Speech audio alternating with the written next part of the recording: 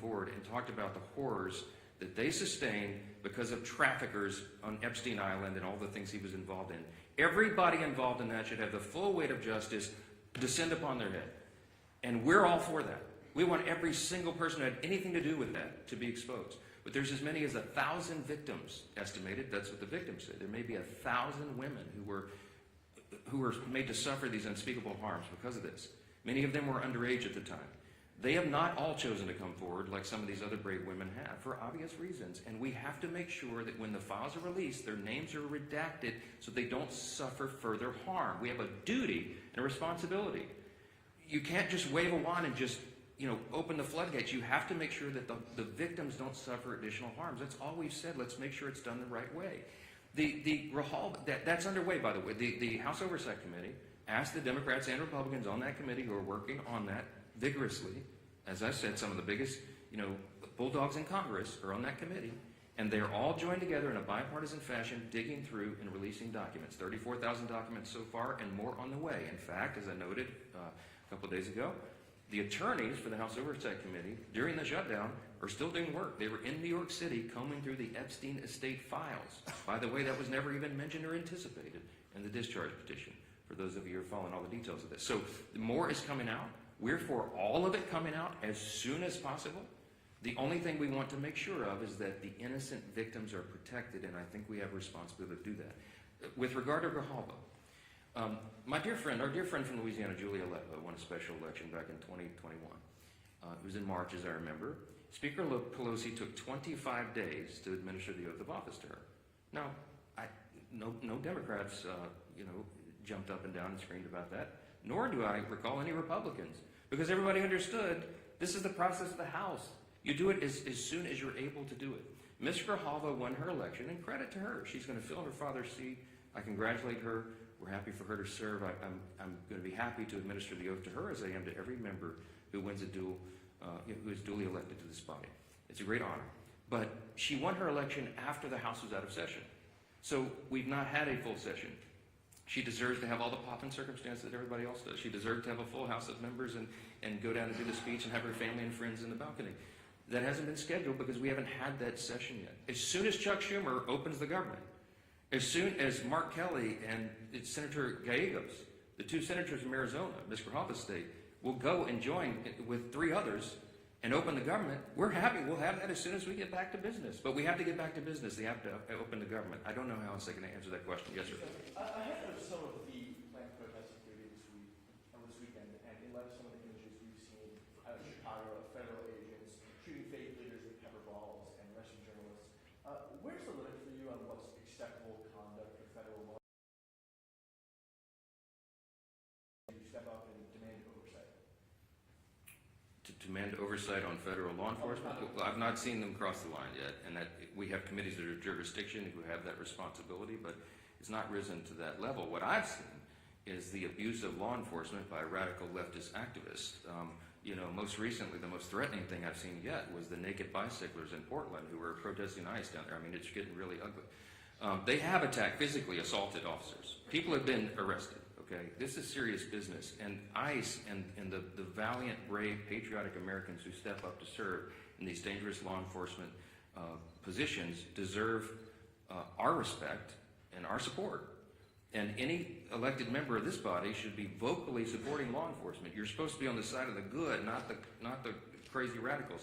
Look, I was a First Amendment lawyer. I understand. I was a religious liberty defense lawyer. I understand free speech. We vigorously protect the right to free speech, but you cannot assault law enforcement officers. And there is a line that has to be maintained. It's not risen to the level of Congress yet, but we're watching that closely. And the Republican Party stands for law enforcement. That's what we're going to be. Yes, sir. Yes, sir. What would you say to those who question the legality of the administration repurposing some of those funds to pay military members? Look.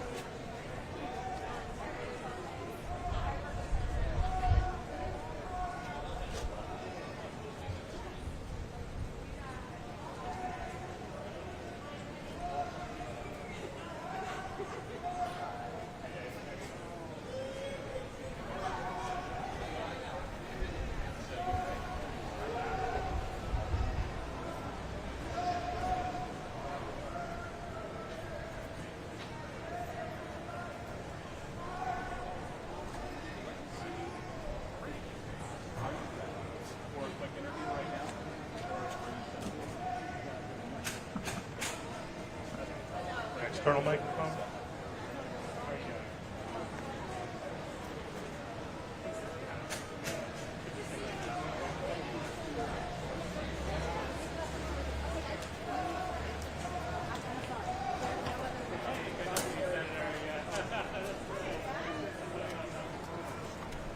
External microphone. Microphone. 10, 9, 8, 7, 6, 5, 4, 3, 2, 1.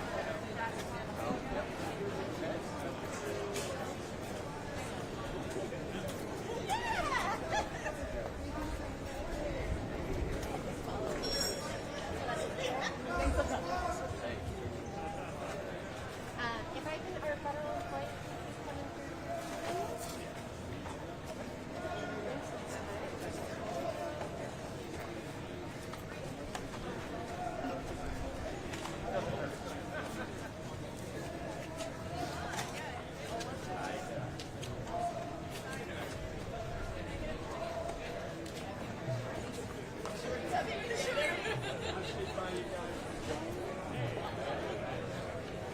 Without knocking the camera down. I don't know who the rest of these people behind me are, but ready?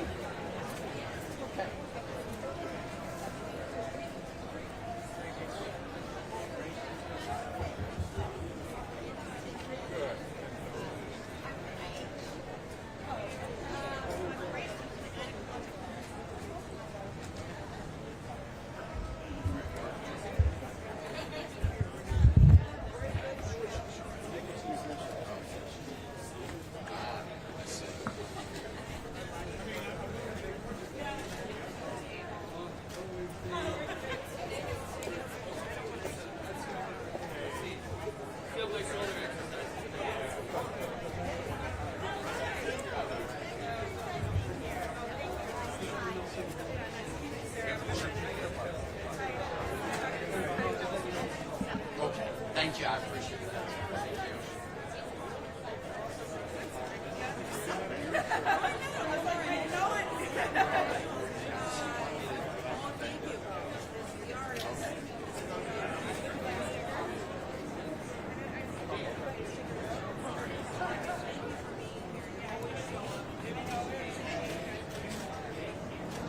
Yep.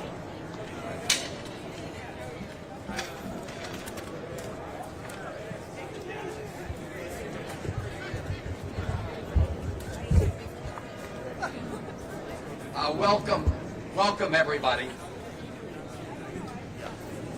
Welcome everybody. This is not the first time that Donald Trump has shut down the federal government. He did it for a record 35 days in 2018 and 2019. And when Donald Trump shuts down the federal government, the Maryland and Virginia delegation come together and step up. We step up to support the dedicated, patriotic federal employees in our states, in the District of Columbia, and the 80% of federal employees who live in other parts of the country. And we know that when we support our federal employees, we are supporting every American. Beneficiaries of the public services that our federal employees provide. Federal employees come together to help support our veterans. They help make sure our food and water is safe. They help develop treatments and cures to diseases that impact every American family, and the list goes on and on. We will hear from some of them today. So when Donald Trump and Russ Vought over at the OMB, when they viciously attack our federal employees, they are attacking the American people. That is what they are doing. And this shutdown is different from earlier ones because Donald Trump and Russ Vought and all their cronies are using this moment to terrorize these patriotic federal employees. That's what they're doing. In previous government shutdowns, federal workers got furloughed. They did not get fired. Firing and threatening to fire federal employees is part of the Trump administration's campaign to inflict trauma on our federal workforce.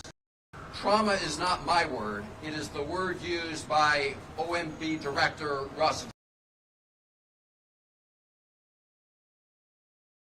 Shame on Russ Vought and Donald Trump. And when they tell you that the shutdown is making them fire these federal employees, do not believe it for a moment. That is a big lie. It is a big, fat lie.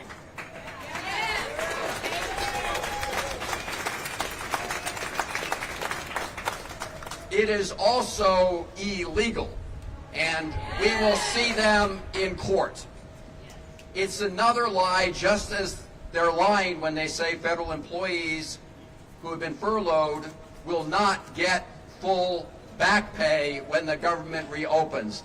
That is another lie they are telling. It is the law to make sure federal employees get back pay because they had nothing to do with the government shutdown, and they should not be the ones who are punished for the government shutdown.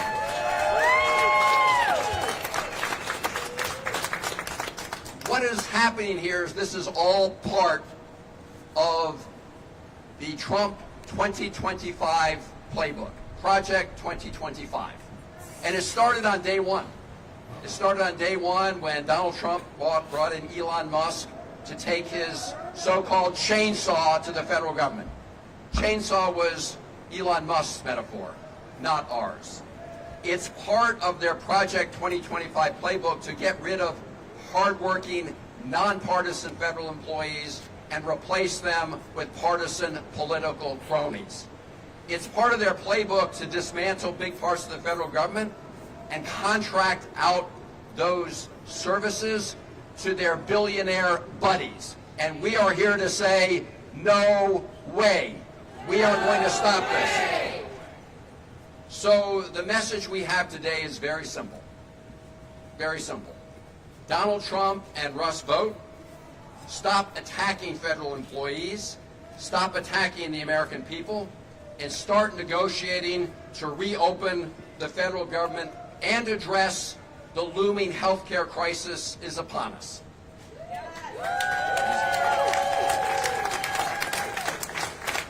You may remember that candidate Donald Trump, he said he knew nothing about Project 2025. He denied knowing about it because he knew it was unpopular. What did he say he was going to focus on day one? Bringing down prices, bringing down costs. That's what he said. Today he's doing the opposite. Today he is taking the reins of government to impose pain on federal employees and pain on the American people, as outlined in Project 2025, and he's doing nothing to bring down costs, including the ticking time bomb they left on health care costs for the American people. So Donald Trump, come to the negotiating table, bring down costs and prices, and stop inflicting harm and terrorizing federal employees and the American people. That is our message today. And now I'm going to turn it over to my good friend, this is Partnership Across the Potomac, Mark Warner. Thank you, Chris, and good morning, everybody, and to our great federal workers. Thank you for being here. Although I have to tell you, you're probably going to hear similar messages from all of us. You know, it bears repeating, but I'll be brief. There are a lot of members here. We frankly want to hear from the federal workers as well. These are people. These are not political pawns. These are not trading chips in some political debate. We know right now the Republicans control the White House, the House, and the Senate. This is a Donald Trump, Russ Vought shutdown. It needs to come to an end. Truth is, well, as Chris mentioned, but the law that makes sure that federal employees get back pay was signed by Donald Trump. So the idea that he doesn't understand that everybody has to get paid back shows maybe how short his memory span is, or how arbitrarily he wants to pick and choose. And that is one of the things we've got also concerns. We'll get the government reopened, but we've got to also make sure that when a deal is struck, it is kept. Russ Vought at the OMB cannot pick and choose which federal programs to fund after Congress and the President has come together. We've got NIH scientists back here that have been laid off. How does that help us in competition with China? We saw on Friday a series of folks laid off from special ed programs, from the CDC, and then hired back later the same evening. A program that I've been involved with for a long time, Community Development Financial Institutions, CDFIs. They fired everybody in that department on Friday. I wonder if they knew that Donald Trump, in the last part of the COVID area, put the most money into CDFIs in modern American history. He has been the champion of that program. Now he fires everyone in that program. We've got to end this shutdown. They've got to come to the table on health care.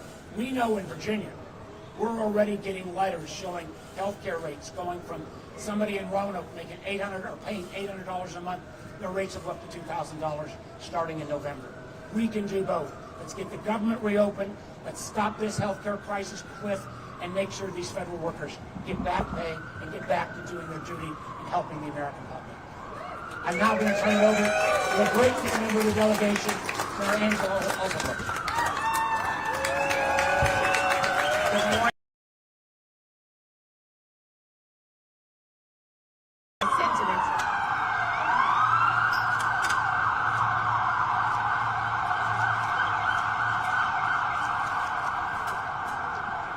I'm proud to stand here this morning.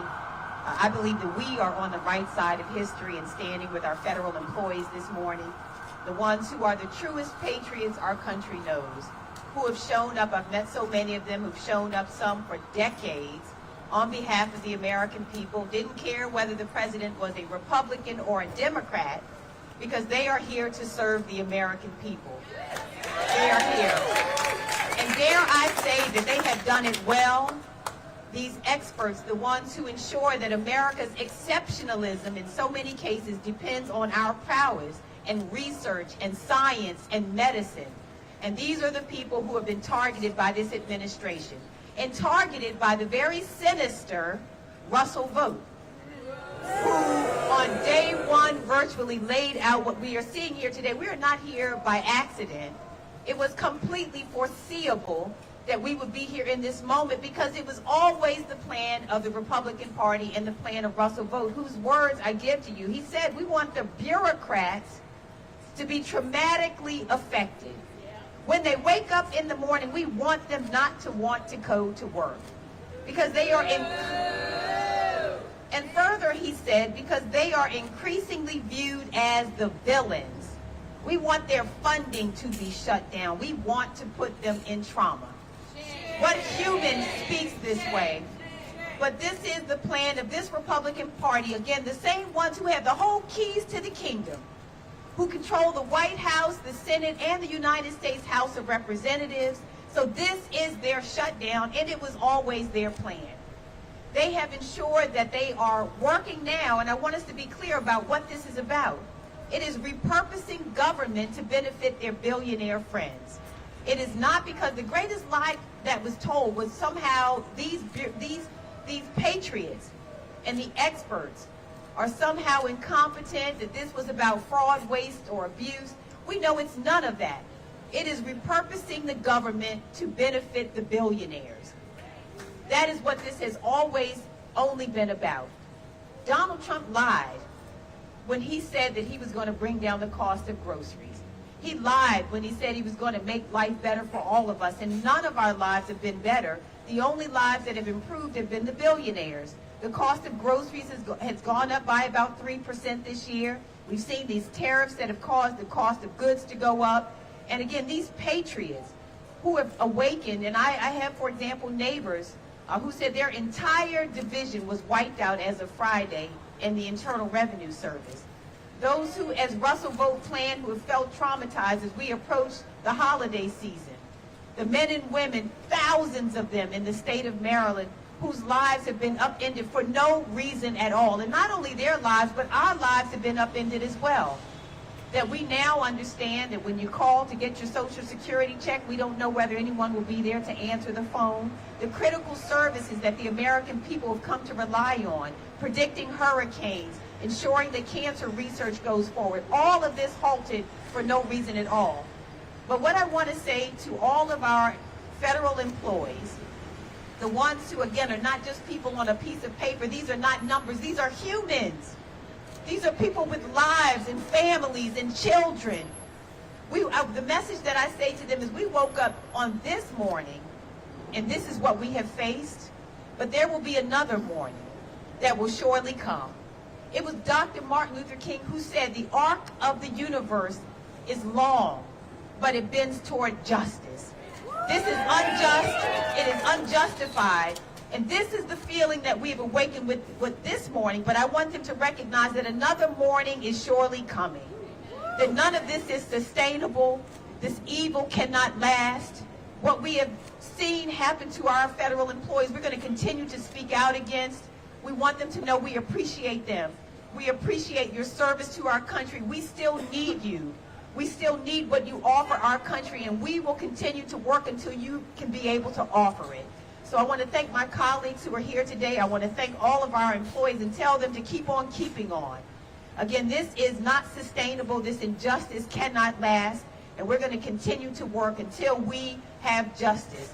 And I'll say this last thing, all of my colleagues are going to say as well, but understand again to everyone who continues to ask why, the Republicans would prefer to shut down the government than to ensure your family has affordable health care.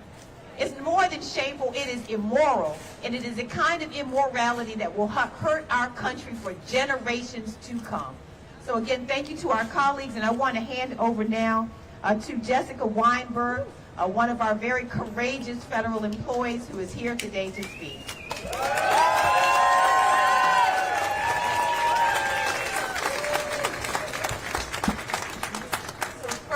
I would just like to thank my Senator, Chris Van Hollen, for the opportunity to speak today and for the tireless work he's been doing on behalf of fired and tired federal workers and contractors right now.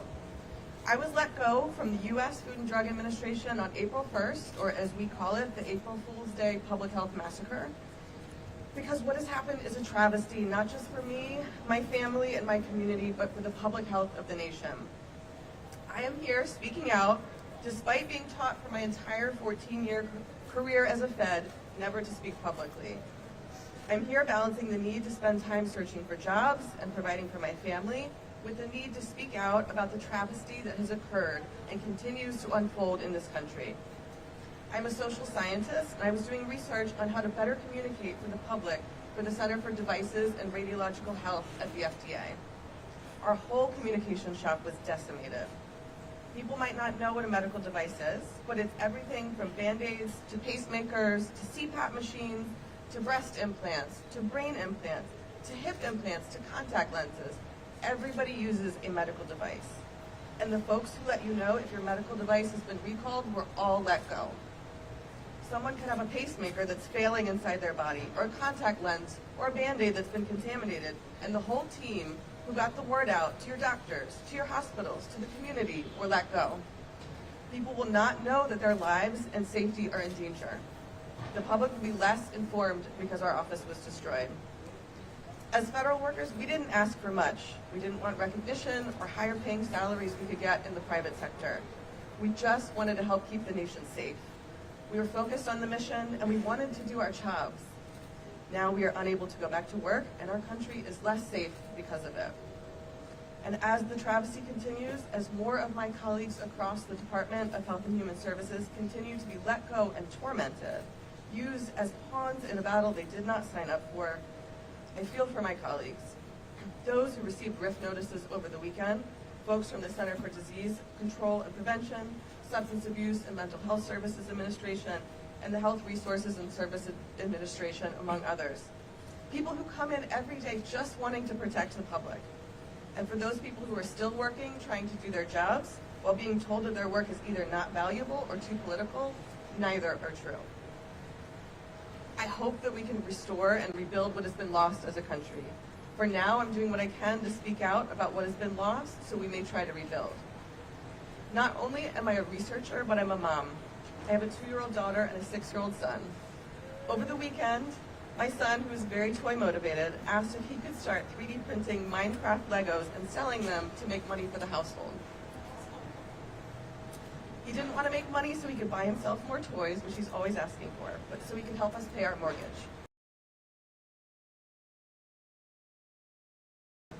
He knows that mommy is out of work and we're worried about paying our bills, and he wants to help. So I'm here not just for me, but for him, so that I can help our country move in a better direction. I may not be able to do my job protecting the public from within the government, but I'm here to do what I can from the outside. I want to spread the word about what services and programs have been lost, and I want to do what I can to help rebuild and protect the public health, as I have done for over 14 years as a federal government employee. Thank you to Senator Van Hollen and Senator Also Brooks for what they're doing to protect the community and us fired vets. Thank you.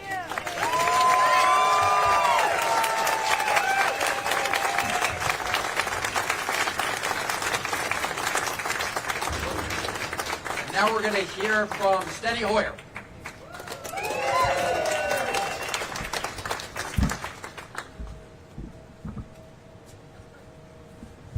Mr. Booth, you just heard about the trauma that you are causing. Shame! Shame! Shame! Shame! Shame! Shame! Shame! Shame!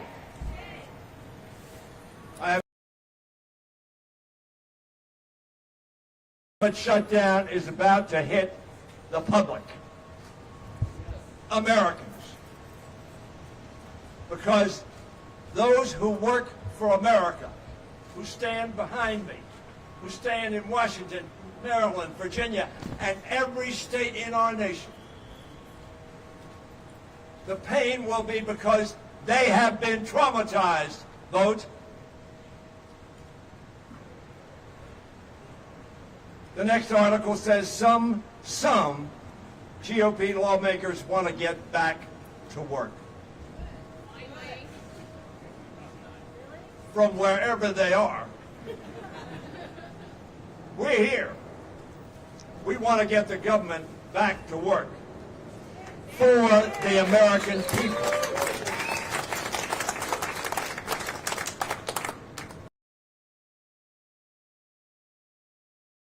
Layoffs reversed, but biodefense protections, preparedness staff are still hit. Danger! Danger! Danger! Ladies and gentlemen, every authoritarian leader has had his grim reaper. Russell Vogt is Donald Trump's grim reaper. Trump even posted a bizarre video describing Vogt in those terms. That's who he wanted, a grim reaper. Grim is defined in the dictionary as sinister, savage, and ferocious. A trauma causer. Reaper is defined that which is used to cut down. Vogt swings his scythe through the federal government as thoughtlessly and dangerously as Elon Musk and the Doge children did with their chainsaws. The effect, sadly, has been the same. Great damage to the government, the American people, and the morale, psychological well-being, and efficiency of the patriotic American workers we call federal workers who serve them. I want to close because we were told there was a 1-minute limitation on speaking. No, keep selling.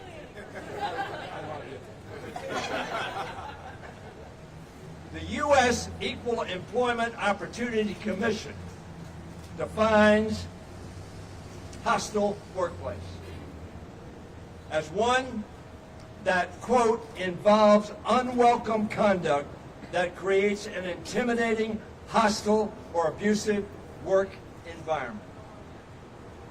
The Congress has said that is illegal.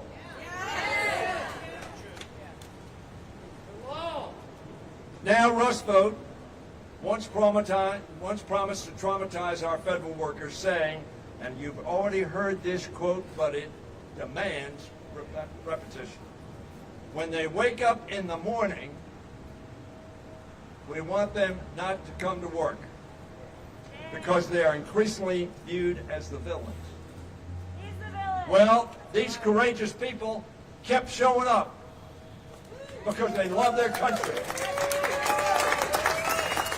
They love their state, their community, and their families. So they kept coming. Day after day, trauma after trauma, attack after attack. And they came. And America was served. And so Vogt and Trump decided, aha, we'll do what we've done before.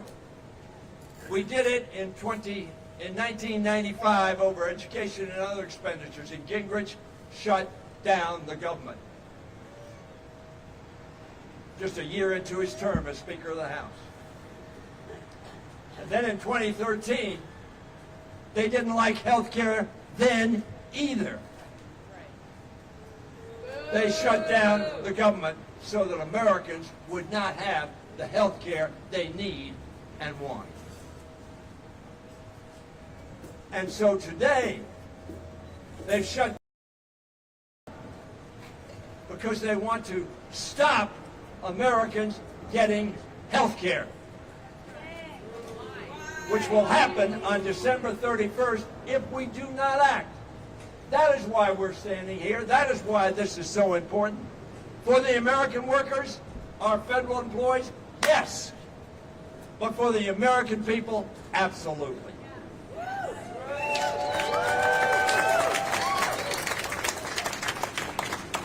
Our federal workers are not the villains.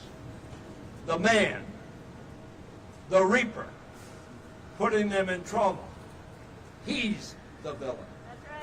They're the villain. Now, you may not get this analogy, but I want you to listen closely. But as the Blue Oyster Cult band once sang, we don't fear the reaper. We don't fear the reaper. We don't fear the reaper. We are going to keep fighting for Americans' health care and for our federal workers. We will make sure Russell Vogt reaps what he has sown with these illegal actions.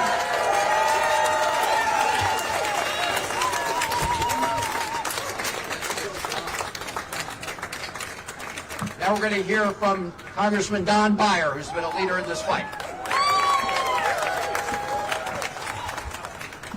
My colleague's eloquence is astonishing, but the great eloquence is the wonderful federal workers who stand with us today. So thank you very much.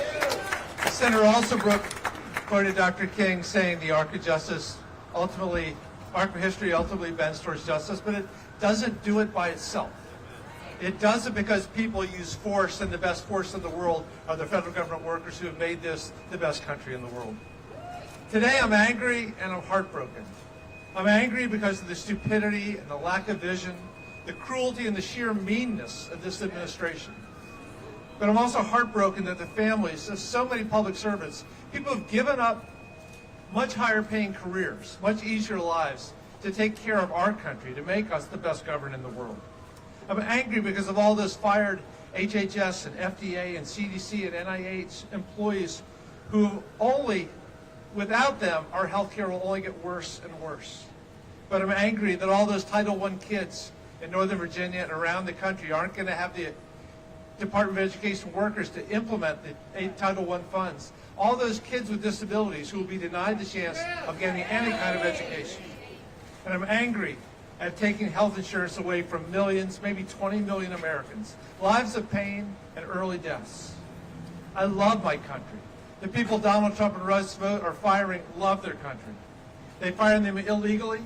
The tens of millions of people this Saturday, probably the largest protest in American history, love their country. We will survive this president. All things must pass. History will judge Trump and his loveless, immoral minions very poorly. But good people, those who live to serve others, to make life better for all Americans, will prevail. Our Virginia flag says, Sic Semper Tyrannis. The tyrants will always fall. I'm angry and I'm heartbroken, but still full of hope. We will not be defined by small people who've not a drop of empathy in their soul. We have to take care of each other. At this point, especially in the Northern Virginia, Maryland, D.C. area, a lot of people are really, really hurting. It's up to us to step up and make sure that we take care of our families, we take care of our neighbors, we get ready for a much brighter future. This is not the end. We will keep fighting. Thank you.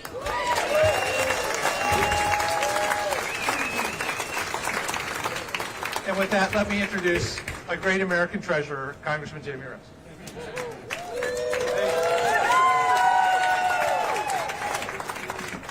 So voting Trump say that some of the furloughed federal workers may not get paid when this is all over. That's illegal. We passed a law during the last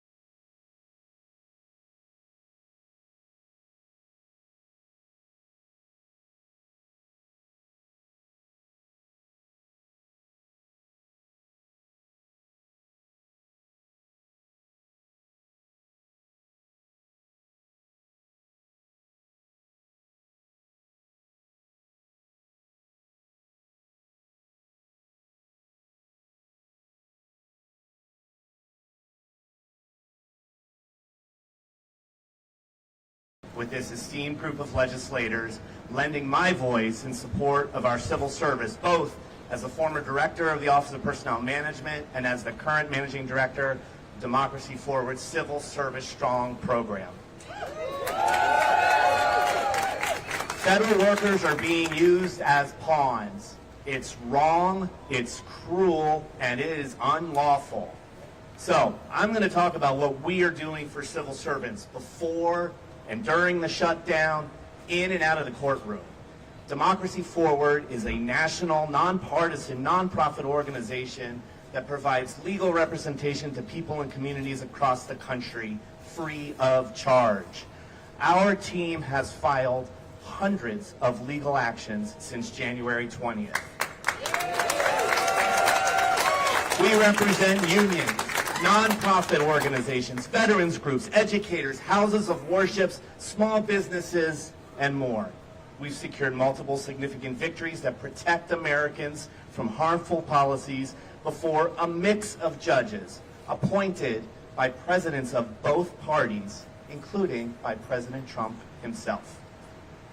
The impact of this administration is being felt across our nation in ways large and small.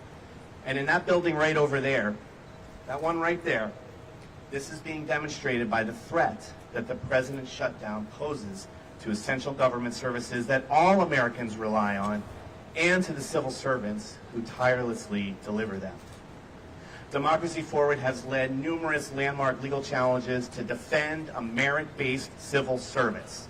We have secured reinstatement of probationary employees, challenged the unconstitutional politicization of the civil service in all its forms, and taken the administration to court over its Schedule F executive order and the Fork in the Road federal worker buyout program. A program that resulted in 2 million years of federal service walking out the door on September 30th. 2 million years. That makes America weaker, not stronger. And that was before the shutdown. When the president began threatening to fire civil servants during the shutdown as leverage in his negotiations, we sued on behalf of AFGE and AFSCME, the largest public worker unions in the nation.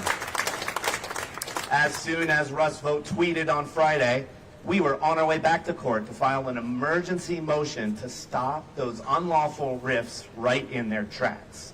The hearing on that motion is tomorrow, and no matter what happens, we will continue to fight these illegal rifts. We'll fight them tomorrow, we'll fight them next week, we'll fight them 2 months from now, 2 years from now, as long as it takes. We also helped launch the Rise Up Federal Workers Legal Defense Network. Rise Up connects federal workers whose rights have been violated by the administration with free legal consultation. We are going to fight these illegal layoffs, to hold this administration accountable to the law, and to make sure that whatever federal workers do once the government is again funded, there are people who have their backs, who are rooting and working for their success. Now let me tell you something. This administration does not understand federal workers. They think if they threaten them with layoffs, raise questions about back pay, generally abuse and demoralize them, that the federal workers will just beg for the shutdown to end. They don't get it. They don't get it. I do. I get it. I've been fortunate enough to work for and with federal workers for nearly 30 years. These members do. They represent more federal workers than anybody else. Democracy Forward does. We fight for federal workers every day. Let me tell you about federal workers. They're resilient. They are resolved. They are selfless. Did you all hear Jessica up here? She was 95% of the way through her speech before she even mentioned herself. Before she mentioned that heart-wrenching story about her son being willing to sell his toys to help them pay for the mortgage. She talked about the country first, her colleagues second, and only at the end did she talk about herself. That is what a federal worker is. They are committed to the Constitution and the rule of law. They will not be bullied, and it's time for this administration to stop demonizing them and start honoring them. Thank you all for inviting Democracy Forward to being here today and for being leaders for not just the federal workers in your districts, but for the entire civil service who works for all Americans. Thank you.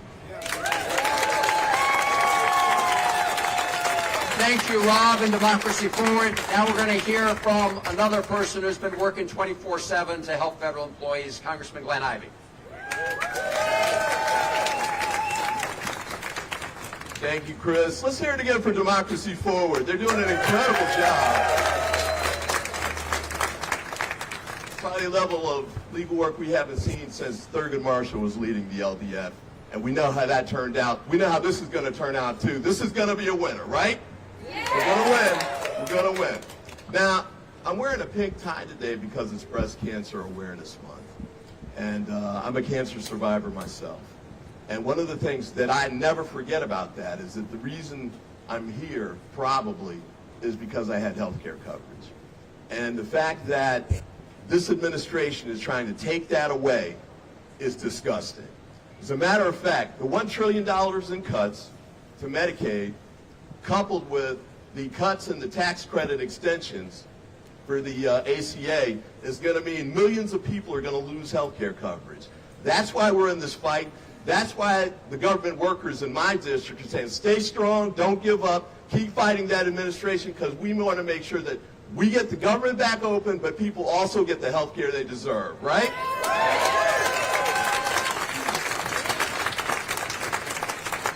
And to my House colleagues, they did this vote on September 19th, and Speaker Johnson and the rest of them hightailed it out of town, pretend like they'd done their work, even though they knew they'd sent a DOA bill over to the Senate. They knew it wasn't going to go anywhere. But shame is right. They left town. They've been gone 25 days and have never come back. But the senators behind them, the senators who were here, they're going to go back because the Senate's been in session and stays in session. They keep working. They haven't gotten it done yet, but at least they're here. The House Republicans have been absent without leave. I don't know if they're in the witness protection program or if we need to put Speaker Johnson's face on the side of a milk carton, but they need to get their butts back here in Washington and get the job done that they know they're supposed to be doing, right?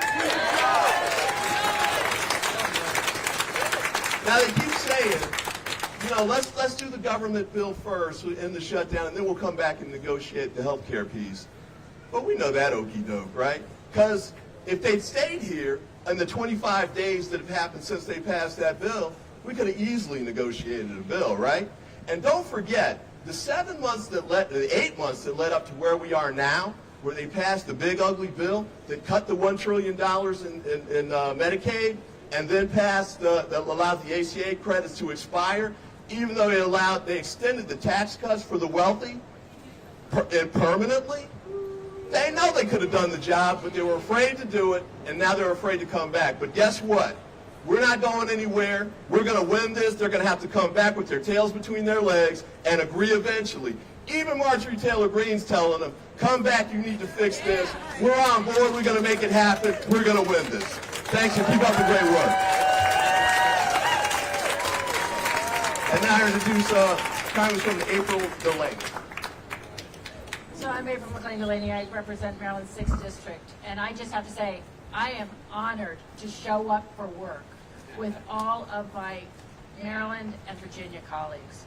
And I just want to say, for all of you who are across this country and behind me, I worked in an agency at the Department of Commerce, and I have never seen workers work harder, be more patriotic, step up in public service, and be there for the American people. So know that we all have your backs, because the trauma and drama has to end.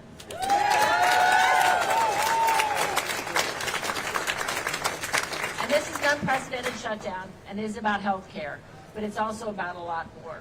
My district, I represent 35,000 government employees, including parts of NIH and the National Cancer Institute and NIST and Fort Detrick and our Fire Academy. But I'll tell you, they are public servants who underpin our safety, health, and well-being as a country, our national security, and our U.S. innovation. But we're here because OMB and this administration doesn't want to make America great. I keep saying they want to make America break. They want to break our institutions, break how our agencies work, and break apart one of our greatest jewels. Jewels of innovation, but jewels that are revered around the world, our government workers. And most of all, I think they want to break our trust and our faith in our government and its working, and in one another. But we're not going to let it break. These dedicated civil servants who choose to serve our country and to make a difference, they did not choose to be harassed, to not be paid when they were unjustly furloughed or made to work, or under the pretense of efficiency, to have a government consolidate their power. Most importantly, and I think I have to say, democracy forward, because our courts, let's just give it to them again, because as a lawyer, and I agree with Senator Alsobrook, the art does bend towards justice, but we have to help it a little bit sometimes, and we have to come together as a force. And our courts are so important at this time, when my GOP colleagues across the aisle look at their shoes and unfortunately give up the ability to legislate and appropriate as they were supposed to do under their oath to serve the health and well-being and their constituents. But we're not going to do it. And whether it be the CDC and hundreds of children breaking out with measles, or emergency services with FEMA and NOAA and other things, or with cancer research, we know that these things are important to the American people, and that the retribution and cruelty that's being done by OMB and others cannot win. So this grim reaper that is going to sow what he reaps, but we are going to sow the seeds of a united force that stands up for our workers, stands up for our country, stands up for health care, but most importantly for our values in one another, who we are as Americans.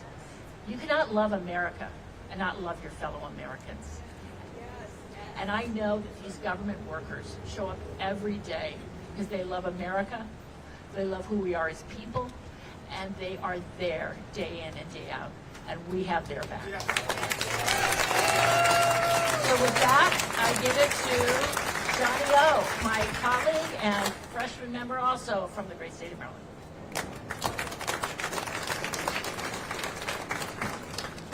Thank you, April. Thank you also to Jessica and to all of our federal workers both here and across this country. Thank you for showing up every day and serving this country. Thank you for loving this country. Thank you for being patriots and for your selfless sacrifice in service to this country. I also want to say I'm sorry.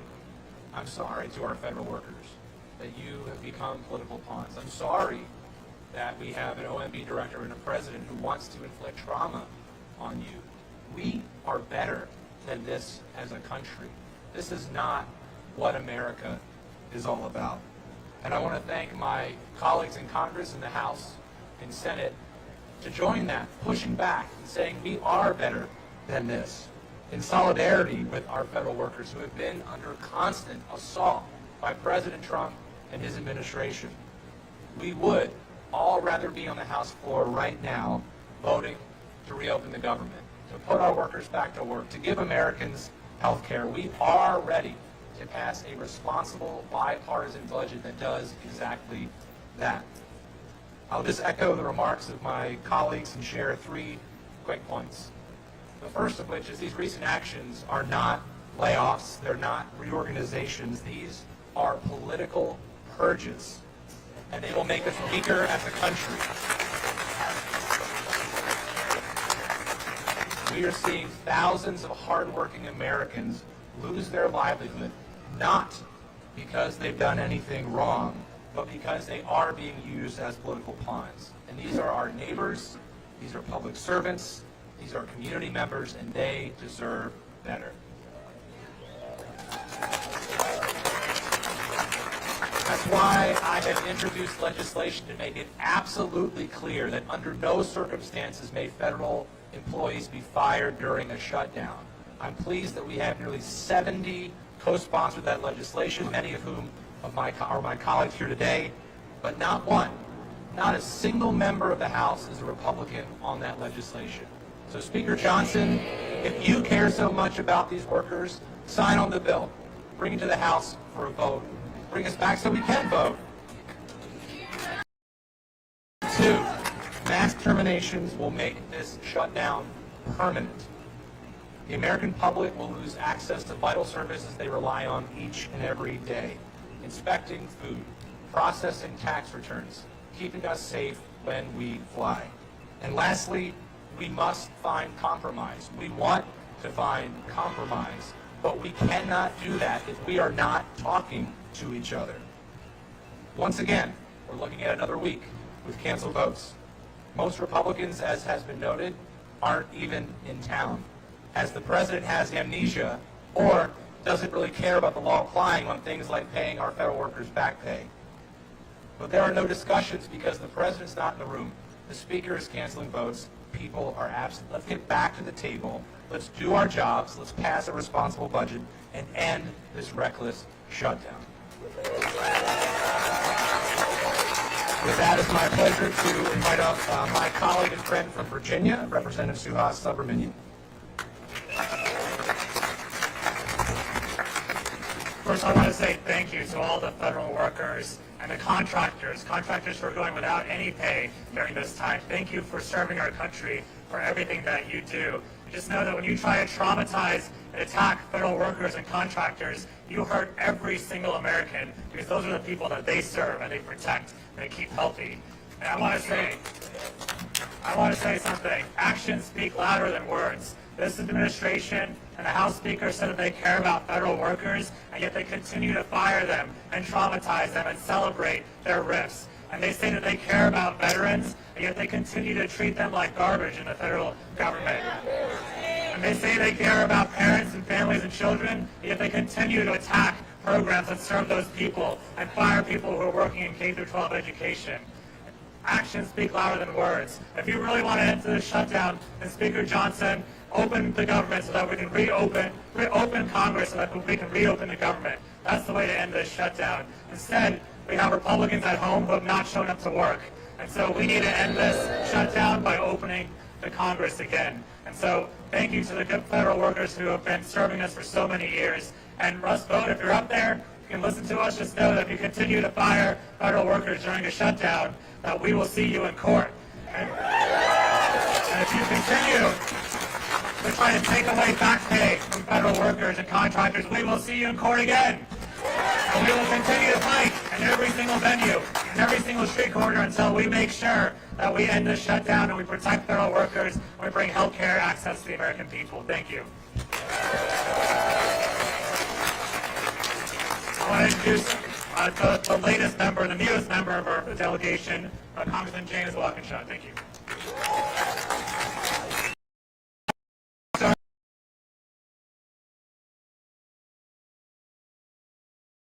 Federal workers, I have the great honor of representing nearly 60,000 federal workers in Northern Virginia. These are folks who give of themselves each and every day to serve the American people.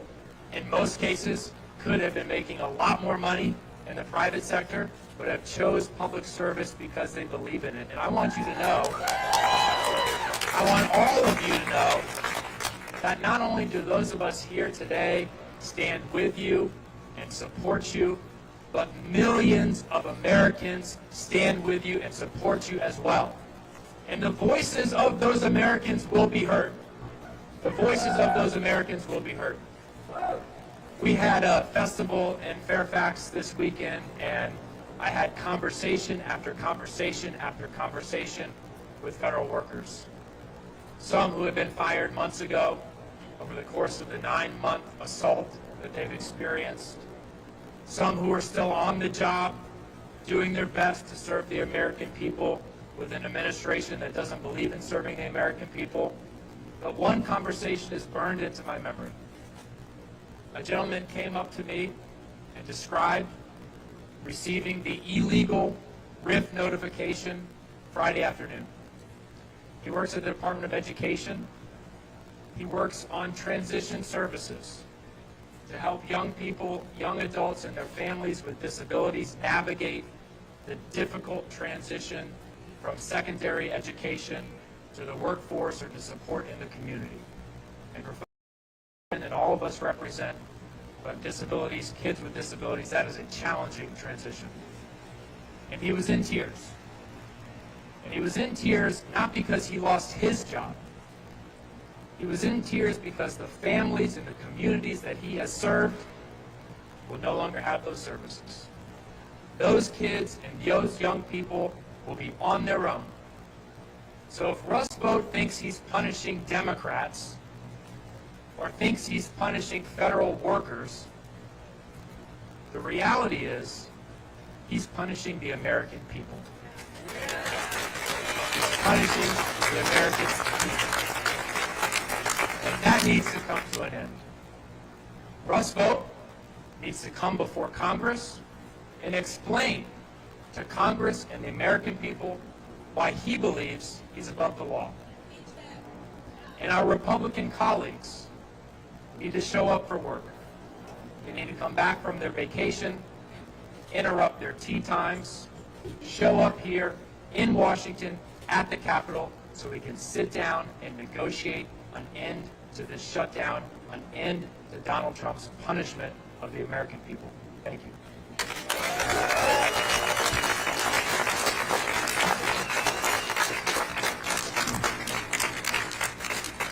Well said. Let's give it up again for all of our federal employees.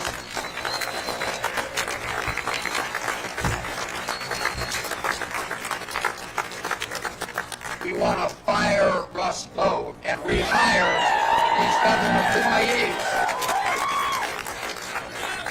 We want to shut down this OMB and reopen the federal government. We're happy to try and answer any questions if there are any here today. Good morning. Good morning. I'm Fernando WJ. This question is for you, Senator, Congressman Supervisor, and Congressman Meyer. There are some essential workers being told right now, once we're working, that if they take sick leave or annual leave, they risk being furloughed. So if someone takes a sick day for themselves, or let's say they had a trip planned with a loved one, they now have to cancel that or risk losing their job. What's your response to that? This is just one more example of the lawless Trump administration terrorizing federal employees and trying to strip them of their rights. So it is flat out illegal. If they do that, I'm sure that Rob Schreiber and Democracy Forward and others will see them in court. Again, these are the laws of the land.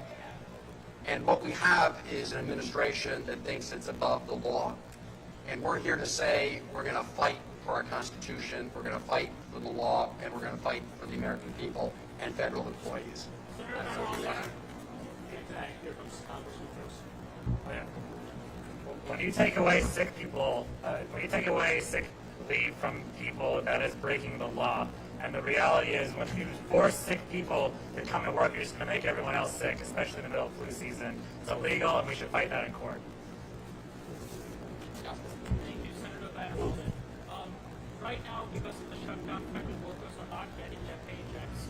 And the Senate, Senator Schumer, leader of the Democratic caucus, is saying that NECR must include an extension of subsidies for healthcare premium under Obamacare. What is more important to you, ensuring federal workers get paid quickly with the CR or continuing the fight for Obamacare subsidies? Actually, just so you know, while you heard the House of Representatives is not doing its work, I mean, our Democratic colleagues are in the Senate. Senator Alsterbrooks and I and Senator Warner and Senator Kaine have now voted 7 times to keep the government open without giving this lawless president a blank check, and also making sure that we address the vital health care of the American people. So we call upon our Republican colleagues in the Senate to stop the big lie that somehow the government shutdown is forcing Russ Vought and the Trump administration to inflict pain on federal employees. That is a big lie. And reopen the government and vote for the proposal we put forward. Any other questions? The only ones who are making the choice that you posit are Republicans. They're the only ones making that choice. Whether 20 million people lose their health care or 2 million plus people lose their jobs and their ability to support their families. The only ones making that choice are the Republicans. Just two more questions here, one here and one up there.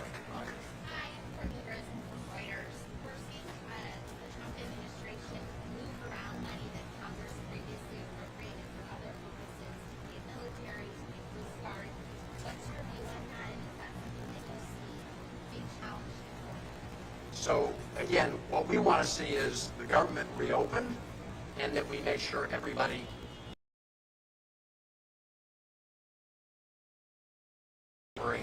monies from accounts that the president doesn't like but have been enacted by law to things the president likes. With respect to how he's using money in a shutdown, there are some things they can do with mandatory funds, things they can't do with discretionary funds. But our goal, our united goal, is to open the government so everybody can get paid and back to work on behalf of the American people.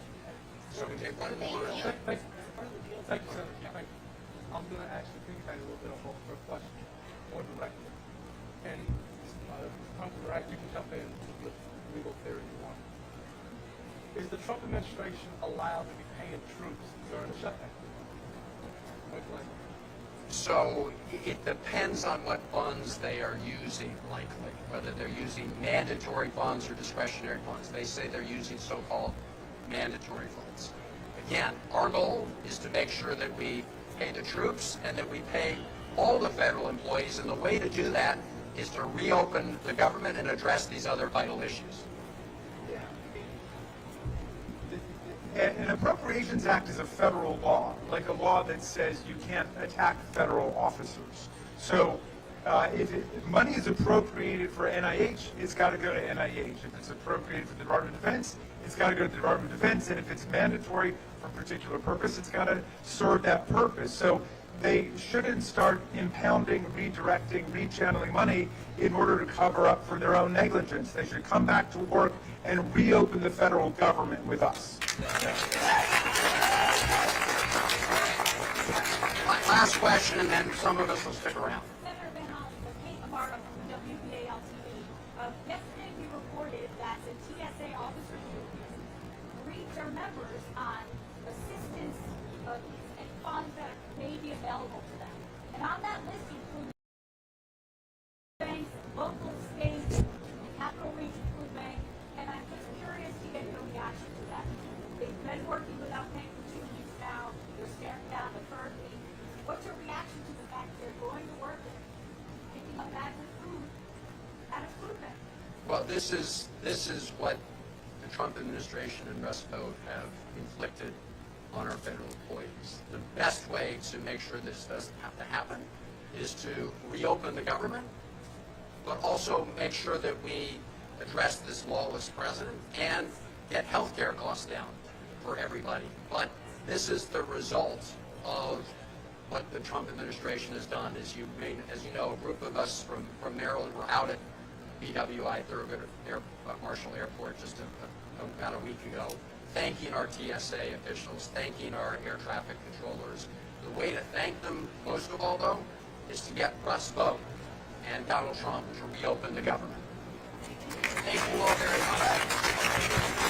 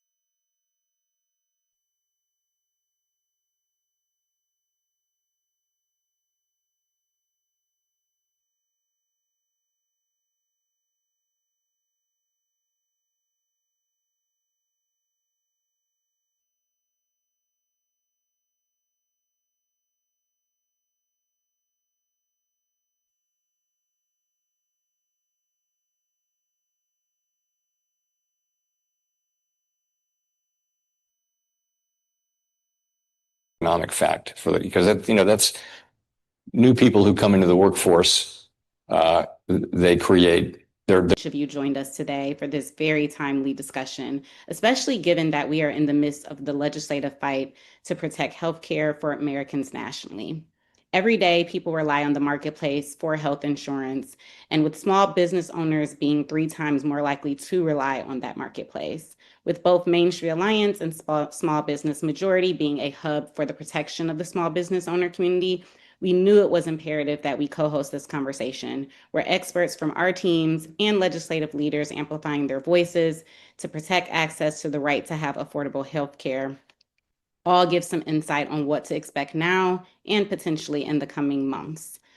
A quick note about Main Street Alliance. Before diving into introduction of our special guest, I want to start with a quick overview of our organizations. Main Street Alliance serves as a primary network for small business owners nationwide, using a strategic approach by combining coalition building, policy, and electoral engagement to drive state and federal policymaking that gives a fair shot to small businesses and strengthens local economies.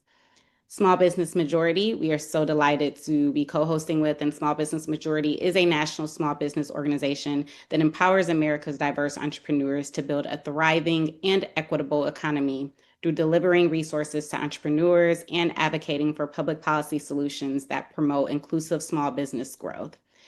I now have the distinct honor to introduce our first guest speaker, House Democratic leader Hakeem Jeffries.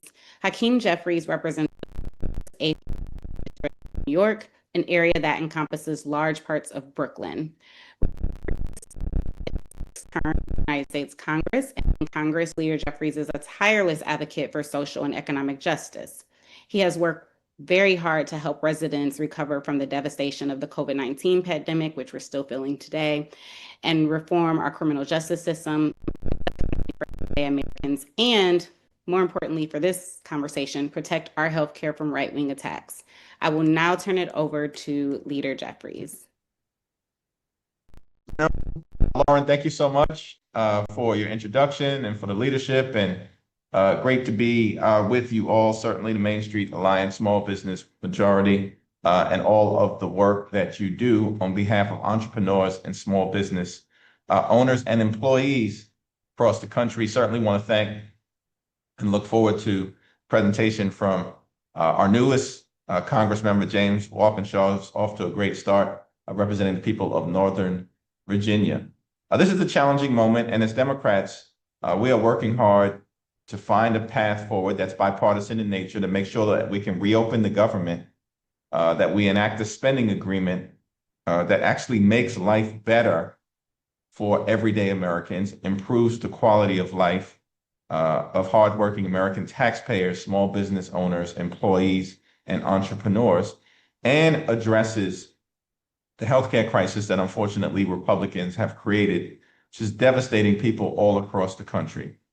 Of particular interest, I know, to the people participating in this important webinar is our fight to make sure that we can extend the Affordable Care Act tax credits, which are due to expire at the end of the year. We know open enrollment begins in just a few weeks on November 1st, and notices have already begun to go out indicating that tens of millions of Americans, including many small business owners, entrepreneurs, and employees of those small businesses, are going to experience dramatically increased premiums, copays, and deductibles in an environment where the cost of living in this country is already too high.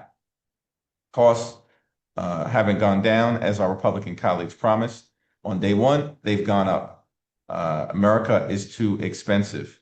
And I know it's creating a real hardship for many small businesses and entrepreneurs across the country. And that is totally unacceptable. And now, in the face of that, many of you are facing dramatically increased healthcare costs. And I know that one of the top priorities of small business owners and entrepreneurs across the country is the struggle to provide health insurance for yourselves and for your employees. And it's one of the reasons why Democrats remain committed to decisively addressing this issue in totality. And we know that an important part of it is to extend the Affordable Care Act tax credits, which is why it has become a defining issue in the public discussion here on Capitol Hill and across the country. We are fighting to lower the costs, cancel the cuts, and of course, save the health care of the American people. And we know that an important part of that is to extend the Affordable Care Act tax credits and continue to strengthen the Affordable Care Act as opposed to running away from it, which unfortunately many of my Republican colleagues have been determined to do for the last 15 years, trying more than 70 different times to repeal it. So thank you all for your partnership, for the leadership, for the friendship, for participating in this important webinar. Small businesses and entrepreneurs are the heart and soul of the American economy.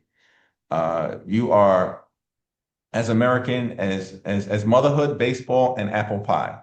And it's important, in our view as House Democrats, to make sure that we continue to stand by you in all of the ways. And that, of course, at this moment includes making sure we keep up the fight to extend the Affordable Care Act tax credits. Thank you for all you do, and thank you for giving me the opportunity to participate. Thank you so much, Leader Jeffries, just for providing your thought leadership on this topic and emphasizing the urgency to pretty much uplift an aligned joint message as partners and as advocates as we forge the road ahead on healthcare and the fights that intersect. It is now my honor again to introduce our next guest speaker, Rep. James Walkinshaw. In 2025, Rep. Walkinshaw was elected to represent Virginia's 11th district in Congress. There, he serves on the House Committee on Oversight and Accountability and is a member of the New Democrat Coalition. Rep. Walkinshaw is indeed no stranger to the seat he holds and the work of Congress. For over a decade, he served as Chief of Staff to Congressman Jerry Connolly and worked alongside Congressman Connolly to pass the Affordable Care Act, which we're now still fighting for, fight climate change, secure federal funding for Fairfax, Virginia, and deliver for federal employees. I will now turn it over to Rep. Walkinshaw. Well, thank you, Lauren, and thank you, Main Street Alliance and Small Business Majority for bringing us together today. And thank you, Leader Jeffries, for your inspired leadership at this pivotal moment. As Leader Jeffries said, small businesses drive innovation, create jobs, keep our communities vibrant. And the Affordable Care Act for 15 years now has helped to make that possible for millions of entrepreneurs. By giving entrepreneurs and small employers access to affordable, quality health coverage, the ACA lets people take risks, start businesses, and focus on growing those businesses instead of worrying about medical bills. And the enhanced premium tax credits extended under the Inflation Reduction Act have been an absolute lifeline for small business owners, self-employed entrepreneurs, and workers at small firms. Last week, I visited the Eldon Street Tea Shop in Reston, Virginia, a locally owned small business in my district, and we had a roundtable discussion with the owner of that small business, with a couple of the employees, and I heard their stories. One employee whose adult child will lose their Medicaid coverage because of the cuts in the so-called Big Beautiful Bill.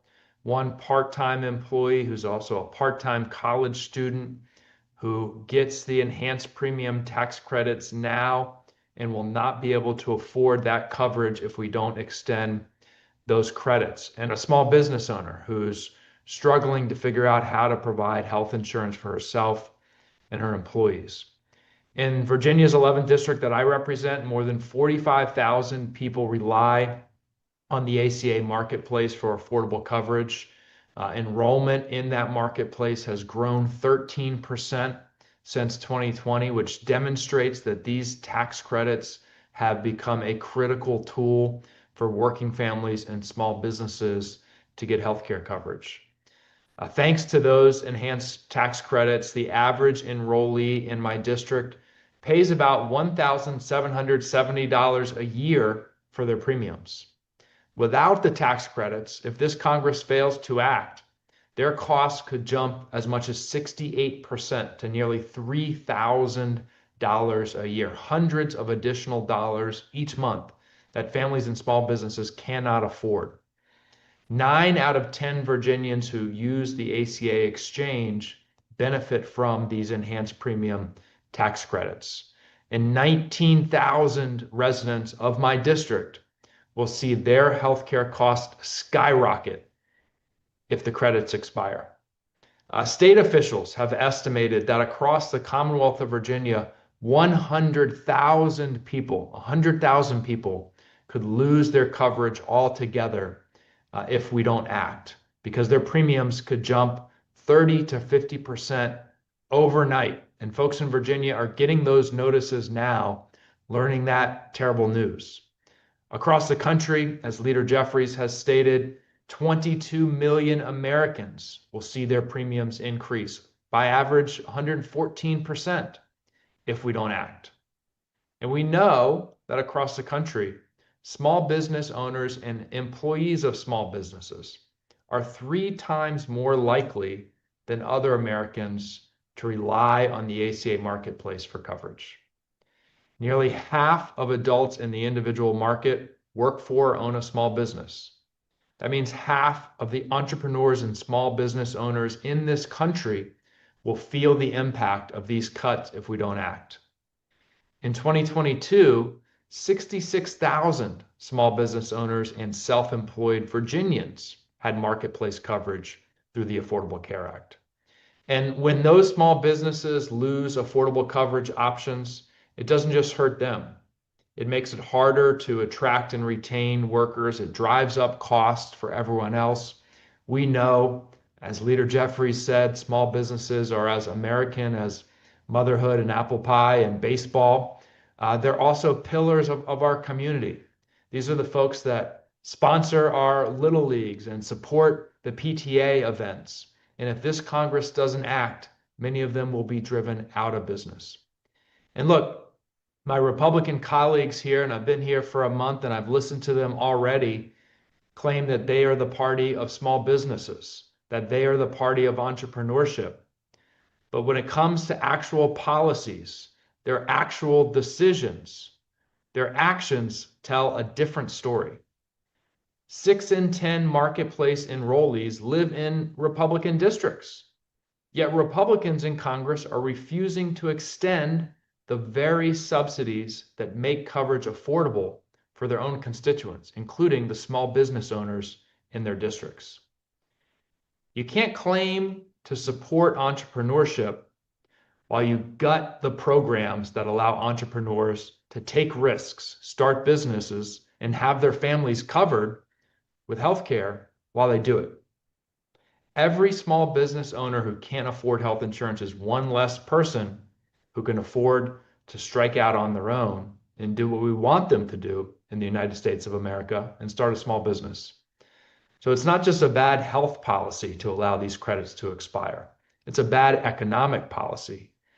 That's why I'm alongside Leader Jeffries in this fight to cancel the cuts, protect healthcare, and get a bipartisan agreement to reopen the federal government. President Trump and Republicans should be back here. House Republicans should be back here in the Capitol, ready to negotiate, to end the chaos, do their jobs, cancel the cuts, save healthcare, and reopen the federal government. Thank you for having me today, and I'm so excited that we can work together to cancel these cuts and move our country forward. Thank you so much, Lauren. Thank you, Congressman Walkinshaw. And thank you to you and Leader Jeffries for your leadership, your firsthand insight, especially for breaking it down in a numbers perspective, Rep. Walkinshaw, and how that impacts not only your district, but will impact Americans nationwide. We look forward to working with you both in continued efforts. I now will turn it over to my colleague, Sean Fettyplace, who is our National Campaigns Director, and will provide a little bit of an overview of policy changes from Congress, how this would impact the small business landscape, and what some small business owners have been doing in this fight ahead. So turning it to you, Sean. Cool. Thanks so much, Lauren. And thank you to both Congressman Walkinshaw and to Leader Jeffries for being here.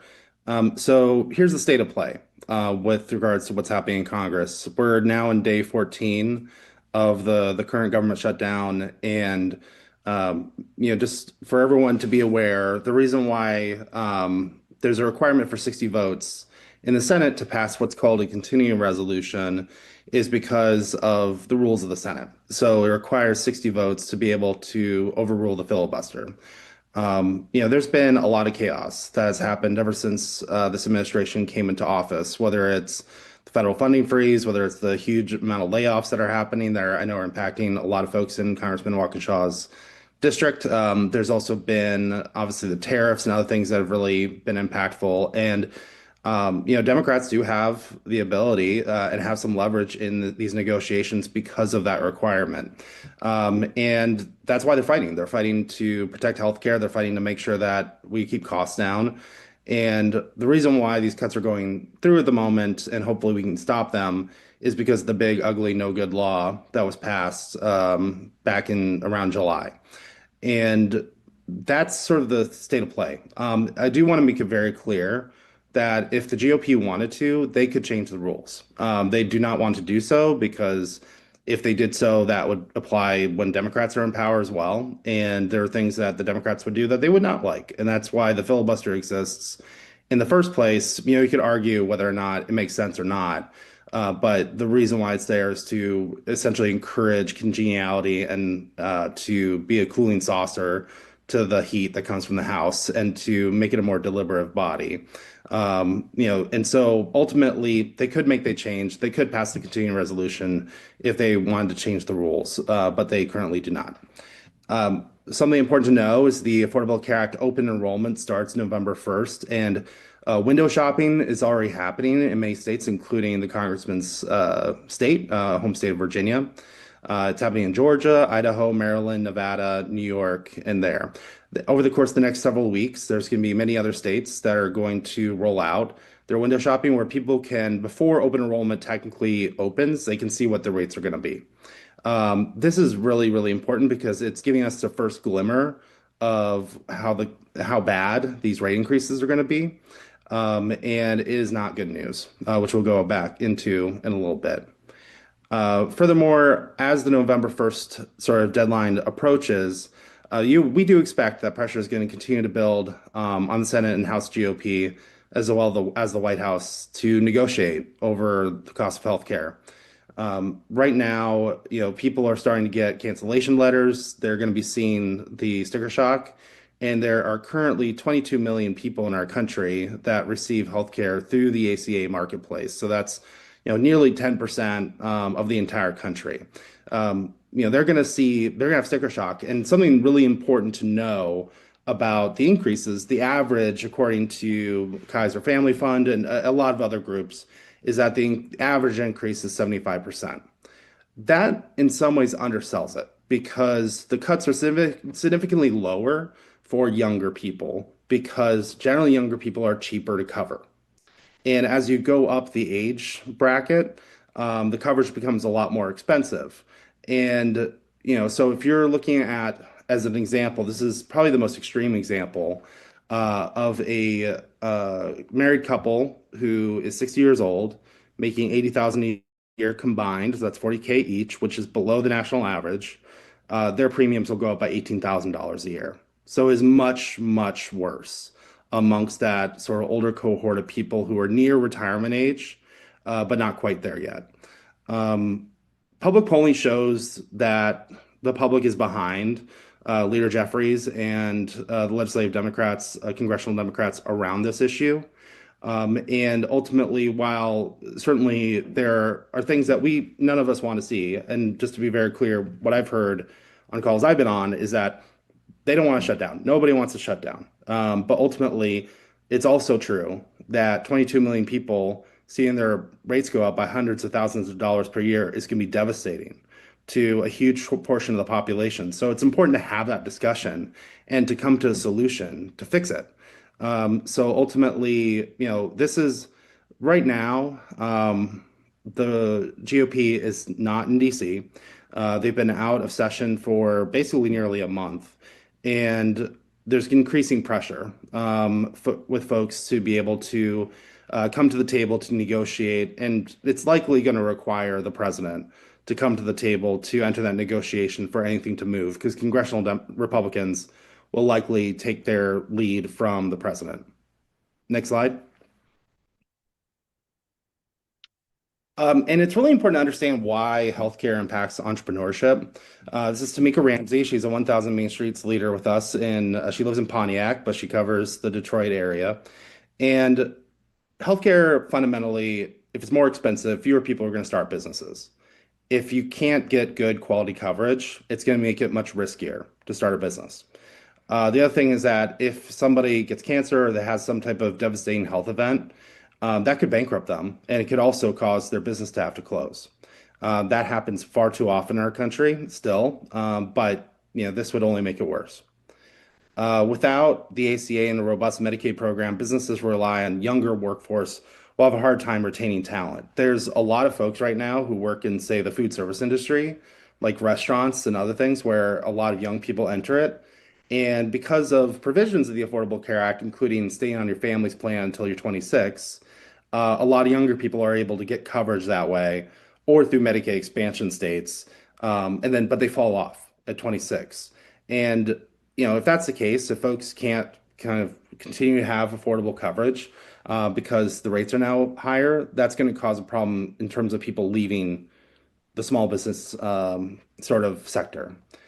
And then lastly, and this is something we come across very, very often within our own membership, is that there's often somebody in a household, if you have a spouse or a loved one, where they stay in a government or corporate job because they need health care for the family. And if that's what they want to do, if the two separate career paths and that makes sense, great. But in many cases, there's folks who would like to work in the business with their partner, but they can't because they have to provide health insurance for the family. And that causes businesses to not grow as quickly as they otherwise could.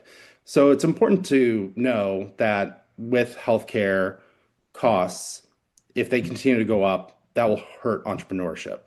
But we are fighting back. We're fighting back all across the country. You may notice there's quite a few folks here who are small business owners who've been speaking out about this issue, whether it's in Madison or DC or across the country in Davenport, Iowa. Folks are speaking out about this and making sure their voice is heard and making sure that members of Congress know that this is not okay, that we're not going to go away, and we're going to make sure the public knows what's at stake in this fight.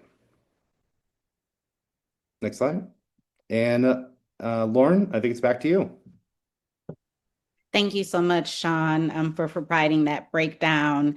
And that leads us to our next presentation, which will be from Alexis D'Amato from Small Business Majority. Alexis, I am turning it over to you.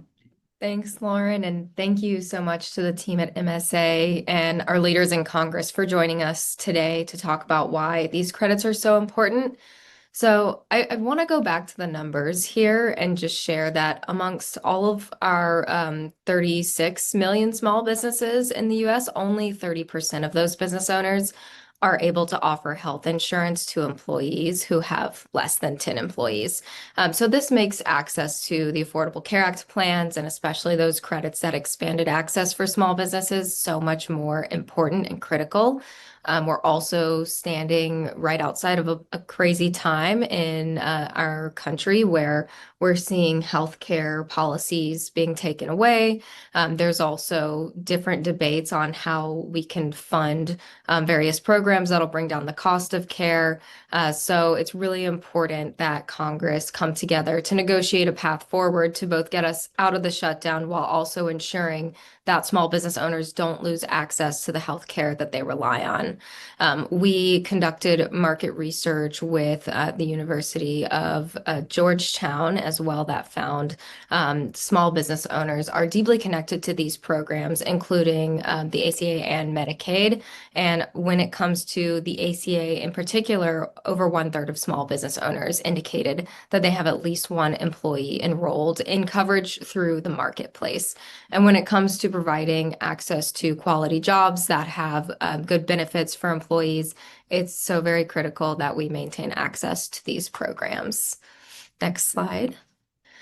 So in general, we heard from Congressman Walkinshaw the critical importance that these expanded credits created for the healthcare ecosystem in general. And we saw the same thing in our research that a large amount of small businesses that were able to get insured over the last 3 years were due in part because of these expanded tax credits to ACA plans. And you can see on the screen just by the numbers that enrollment nearly doubled from 2021 to 2025, while uninsured rates shrank, which is what we'd love to see.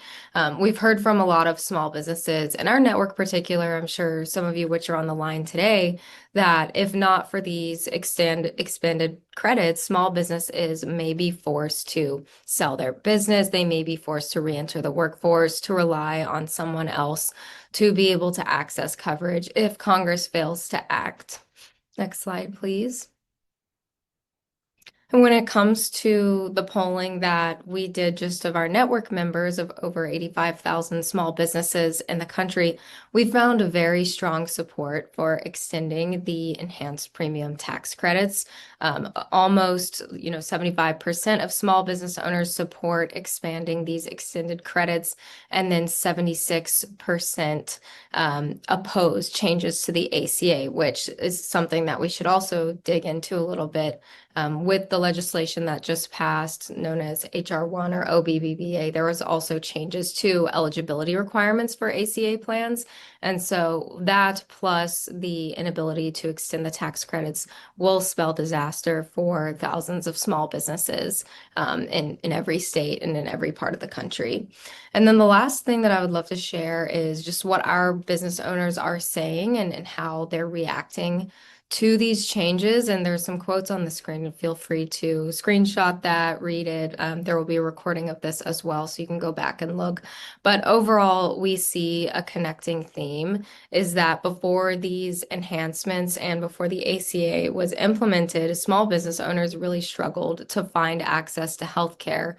We've seen business owners with pre-existing conditions find a lifeline in these tax credits, those that are managing diseases that they had prior to the enactment of these credits are able to manage those better and therefore spend more money and time investing in their business, which is really what this conversation should be about, is supporting small businesses in their ability to invest back into their own ventures, grow those, and contribute to our economy, because we're so much stronger when we have a robust economy of small innovators, and we stand to risk that or to lose a good percentage of that if healthcare options are not made with support of the United States government. And so it's just so critical for these business owners to be able to rely on programs that have historically and continue to support small businesses.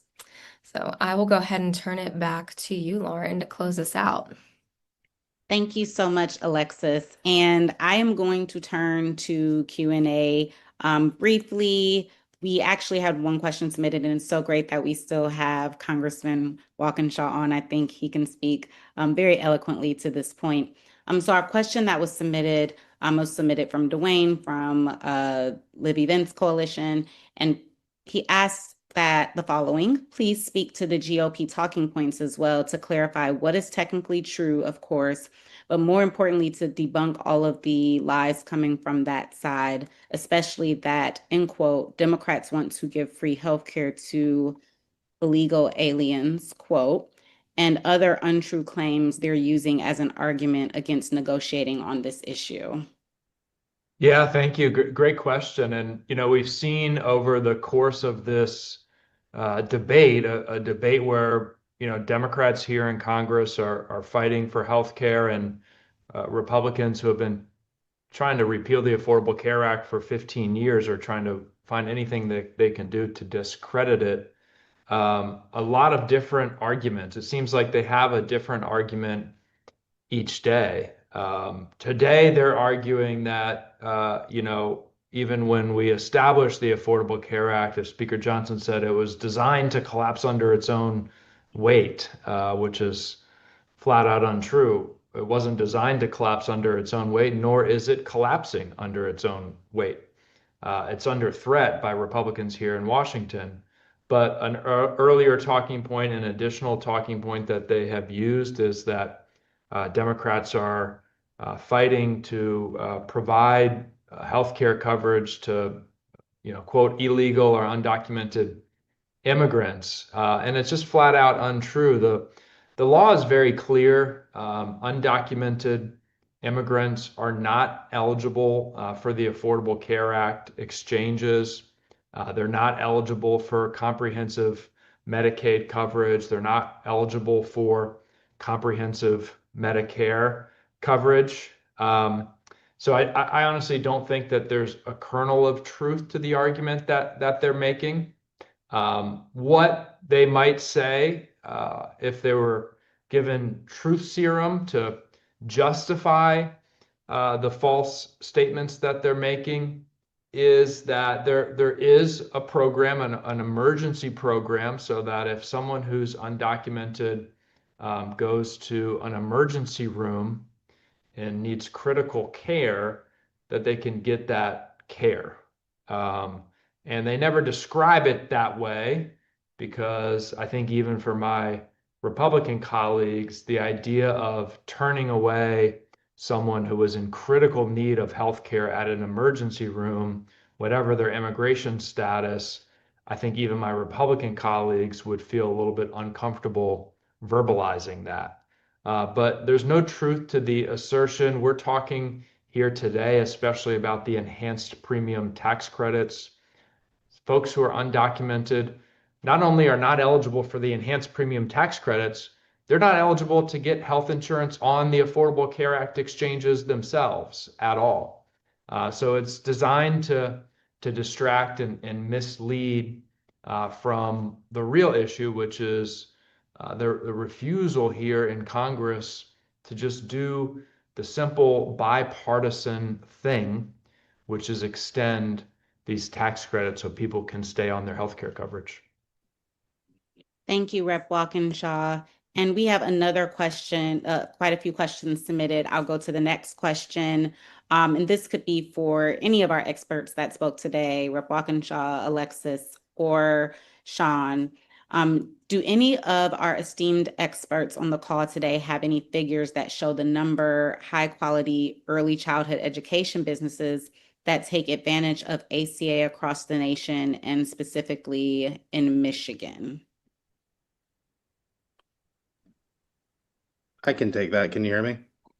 Yes, we can hear you, Sean. All right, cool. So we actually were with a early childhood educator who has a nonprofit business in Milwaukee, and she was in DC. I think that's 2 weeks ago now. It all blends together, and it is especially a concern for folks in the early childhood space because many folks who are educators in that space are on either Medicaid or in the marketplace because typically their businesses are small enough to be under the threshold for group coverage, and incomes are low enough where a lot of folks have really benefited from some of the enhanced subsidies that were passed under the Inflation Reduction Act during the Biden administration. So I will certainly put together some stats on that. I don't know if any individual analysis has been done recently, but we'll definitely see if I can track down anything from either KFF or other sources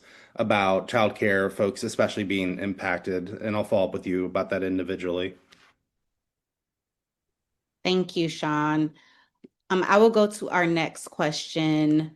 This question is, we hear a lot about premiums increasing for those who get their insurance through an ACA exchange, but isn't it true that all, or at least most Americans will see their rates increase as health insurers seek to balance risk? I'm happy to take this one, Lauren. This is something that we at Small Business Majority talk a lot about, and it's the impact on healthcare markets as they relate to one another, even if they're outside of the ACA network. So we have very strong reason to believe that healthcare premiums will go up for all Americans outside of the ACA plans, just by way of what's happening in smaller group markets or marketplaces that individuals rely on, especially if there's less folks enrolling in those plans as well. So this is something that impacts all Americans, no matter what type of insurance you use. And I'm sure that those of us who get insurance outside of the ACA are going to see some sort of changes when we sign up for our plans starting next year. So. Thank you so much, Alexis. Our next question is, I literally just had this conversation with someone last week, and I explained that it's a critical care program at the emergency room, and the response was, well, that's what everyone is doing. They use the ER like a regular doctor's office to get access to that care. Do we have any insights on that statement?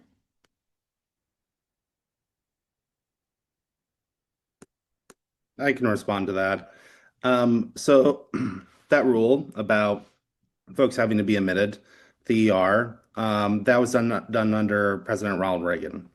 So it's important for folks to understand that that's a fact, and to be able to avoid folks going to the ER, it sure would be nice if they would have health insurance and they would have coverage. Been a big problem. Part of the reason why the ACA exists in the first place is because there's just structural issues with the healthcare markets. You had folks that literally were given death sentences because they had a pre-existing condition and couldn't get coverage. They had cancer and they went either bankrupt or they didn't get the help they needed.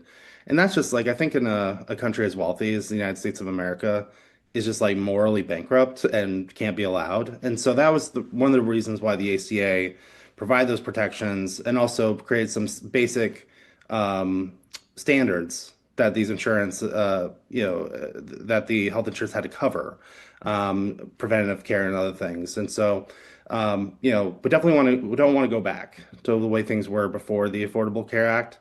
But there's things that can be done to improve access. For example, there are 10 states that still haven't done Medicaid expansion for really no good particular policy reason. That's something that should have been done years ago. And if that were to happen, I believe it's over 10 million people would get coverage between Texas, Florida, and a bunch of these other states. And so looking forward, I mean, we really should be talking about how we access and how do we increase access to care and how do we make sure more people are covered so that they don't have to go to the ER when they get sick. But the reason why that requirement exists is because we also in this country don't think that somebody going to the ER who needs medical treatment should be turned away.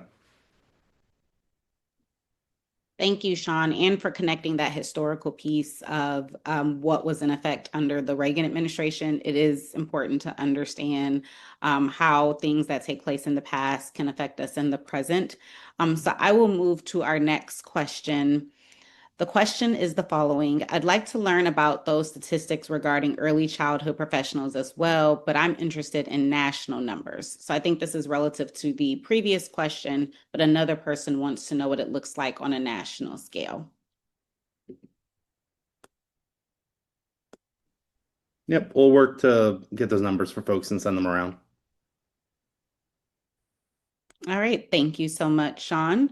Those are all the questions that were submitted. So I will move us right along for the sake of time. One thing I can say is that both the Main Street Alliance team and the Small Business Majority team are available for a plethora of resources. So in addition to our relationship with legislators like Congressman Walkinshaw, and thank you again for not only presenting expertise as a legislator there in real time, but also for staying for our Q&A. But we have a plethora of resources, and that begins with collecting real stories in real time. Both Main Street Alliance and Small Business Majority have healthcare surveys that we share with our congressional allies. And this is how many of our members of Congress are able to get real, tangible access to what's happening on the ground. And so we will be sending those out as a follow-up to our individual networks and those, specifically those that were registrants today. And then We also are urging a few things. And before I go into what we are urging, I am going to turn it over to my professional peer, Alexis, who's going to give a little bit of a word of closing on behalf of Small Business Majority. So, Alexis, I'm going to turn it to you. Awesome. Yeah, thank you, Lauren. And I see we have a lot of great resources on the screen. I just wanted to underscore why it's so critical that we need all of your voices right now. Members of Congress and their staff had said to me personally, well, we need more stories on the ground. We need to hear what the real impact is on people back home in their communities. And while data is great, there's clearly enough data in the world to support why we need this done. And so what's the next step is that we need your voices and to talk to your members on why this is critical. I also wanted to share that there's a couple of opportunities that Congress has this year to bring down the cost of healthcare. I think it's also important in this context, given how difficult it's been to get these credits extended, to talk about those as well, which is to bring more transparency to the healthcare system, to be able to root out the cause of these high costs. And that's also in addition to ensuring that we provide tax credits for business owners and individuals that need to register for healthcare under the ACA. So before I give it back to Lauren, I'll just say I put my colleague Connor Corsi's email here on the screen. You can reach out to him to get to our team and to talk about any stories that you'd want to share with us. And then I'm sure MSA would also be more than happy to help you share your story with both policymakers and the media. So I'll go ahead and turn it back over to you, Lauren, but thank you to everyone for joining us and for talking about such an important issue today. Thank you, Alexis. And we actually have one more question submitted. And to ensure that everyone is heard while we have extra cushion of time, I just want to elevate this question to the forefront. So we have a question submitted, and it is the following. Why are we still allowing these health insurance companies to amass huge profits at the cost of our public? What sort of legislation is in process to address the faults of privatized insurance? And this may be a question for Congressman Walkinshaw. Sure. Yeah. Thank you. I mean, one of the goals of the Affordable Care Act was to, and not one of the goals, I mean, one of the things that it accomplished was to, require insurance companies to provide coverage for a base level of services. So preventive care, maternal health care, all kinds of things that before insurance companies would oftentimes bury in the fine print, now became required because of the Affordable Care Act. And I think that has been, a tremendous progress. I'm someone who supported and continues to support public option on the exchanges, and a public option was actually in the House bill that passed for the Affordable Care Act. It was stripped out in the Senate, but I think we should have a public option on the exchanges, and the private insurance companies can compete against that public option.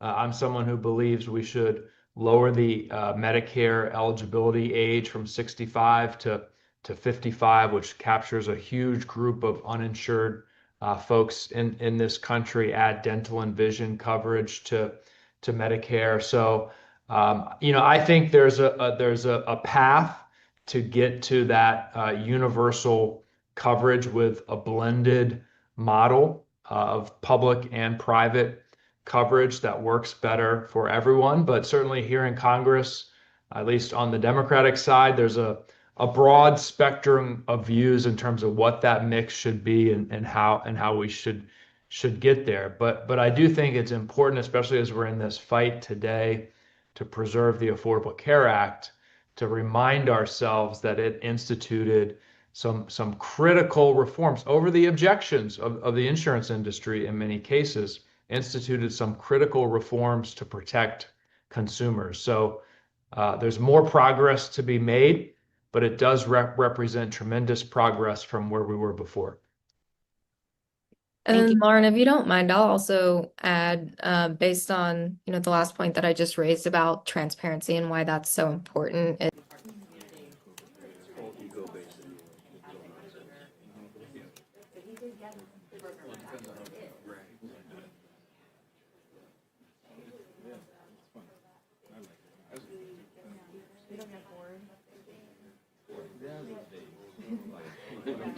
I can imagine like jumping through like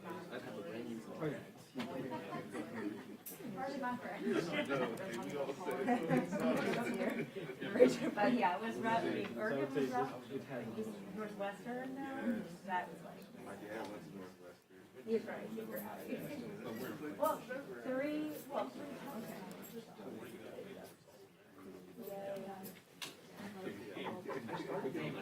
And for some reason, I always have to, like, I have no reason. Oh, just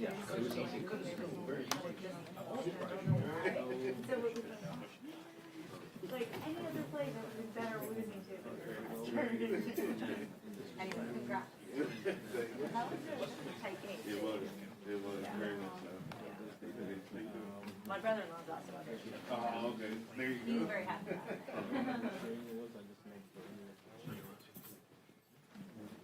I'm gonna be okay. Thank you. Not that many people being here today. It's so cool. Normally there's a lot of bodies. Yeah. Oh, I had the door open too. It would have been colder.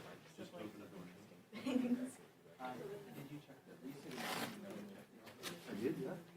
Are you on? It's just so crazy. Where is it? It's on top. Oh.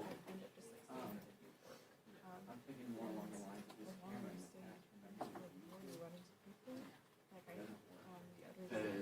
Oh no, it does work. Yes, it was a compressed audio file setting instead of found thing, and I get to do either way, all the audio goes to the email. This is just for the picture. This is really where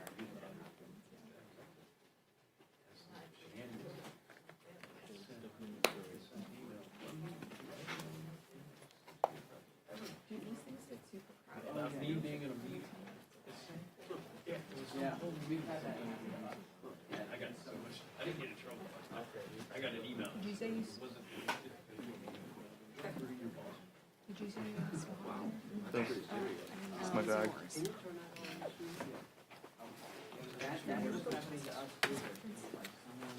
Johnson. No, oh my god, I was listening and I was like, I know you. Is that her? Yes. Oh my gosh. Doesn't hurt to ask someone something twice. Probably, I don't even know. My every week goes by so fast and so slow. Yeah, good to see you too. Are you with? I'm literally. I had nothing else to do, so they were like, "Can you watch the press release?" I was like, "Okay." So it's a hallucination. I just trying to like fathom that like you still have confidence. I'm like, don't you know? You'd ask I came to class this morning. Yeah, it's Exactly. I'm writing an article about him right now. I actually just interviewed someone.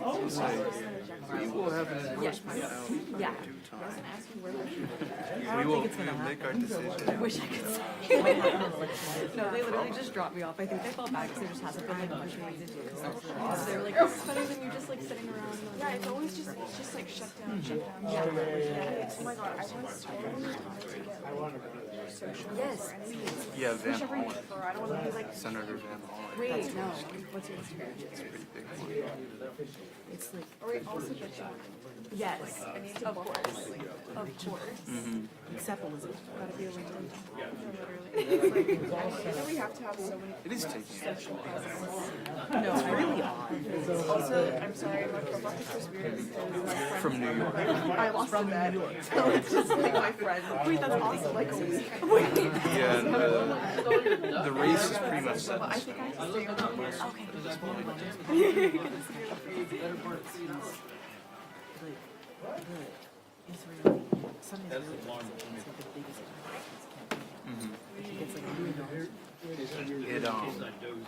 He's probably worried about swing districts as well.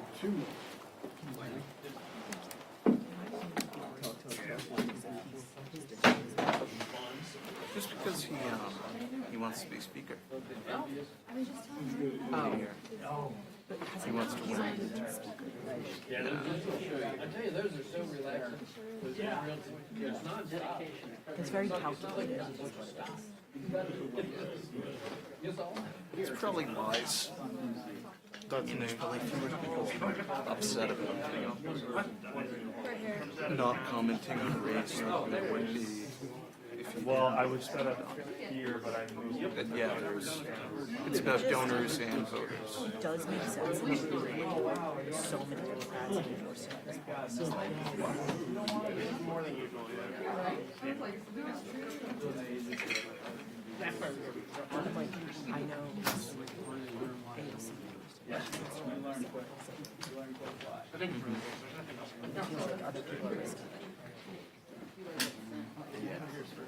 No, I didn't send them stuff. What's your name? George. Nice to meet you. How long have you been on the Since like the new year. Oh, I see. So pretty new. Getting used to it, but also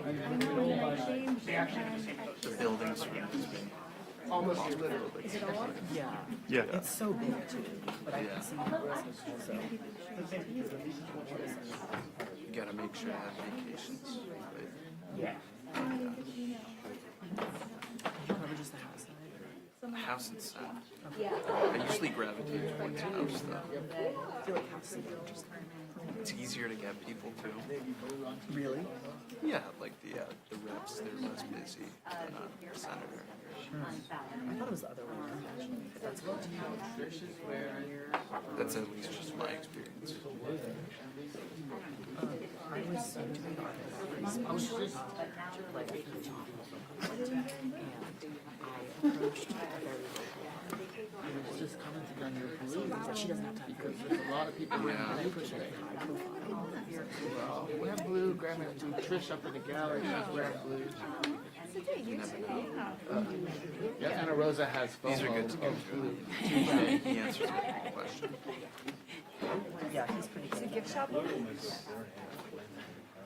I know. I knew we were I wonder what kind I don't know. Never saw her as speaker. She's actually my grandmother. Sir, how you doing? San Francisco? Yeah. Is she running again? She is, yeah, because she has a child. And he's like her former president. Wow. Hi, I'm Lizzie. Nice to meet you. Who are you with? Okay. I don't know.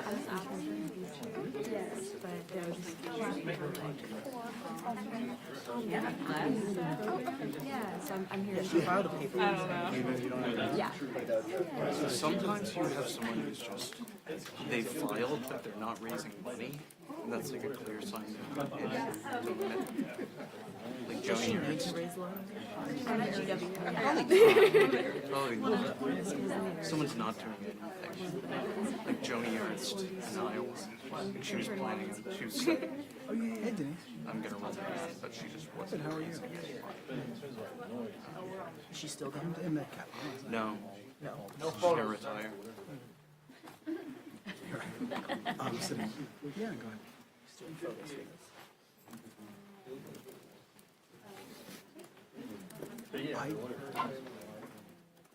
The person I would actually We know, it needs a little. happy to do it, but the person who's been running Listen, for us we're shut down now. Shut down. No funds for oil. Oh. We're talking about it. The 10-man furlough. Great wolf. I mean, I don't know if it should be on this. Somebody I got to always juggle some of the world news shut and stuff I've got to do and the GMA shut and stuff I've got to do. But if there's someone who knows a little bit about it that I can partner with, I'm happy. But that's why this thing is great. So we're like under the line, so we're trying to get above the line right now. And they send us last. And then I think my legs are No, I yeah. Revenue is one. No, this is just like. You can look around the streets and, Yeah,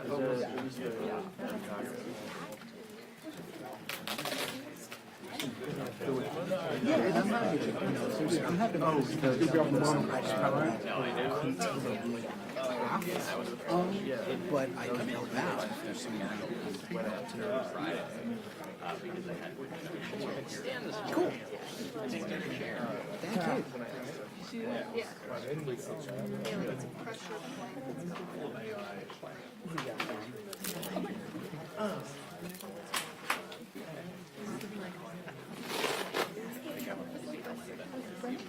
That made me. Yeah, I assume it was probably. Hey, Jeff. How are you? We can't have you standing. Not gonna lie.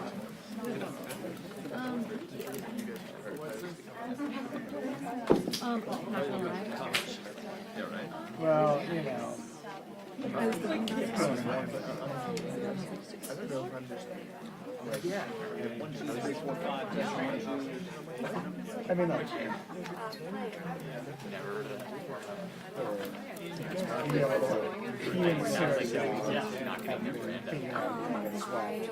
Showing some but that's not quite as well.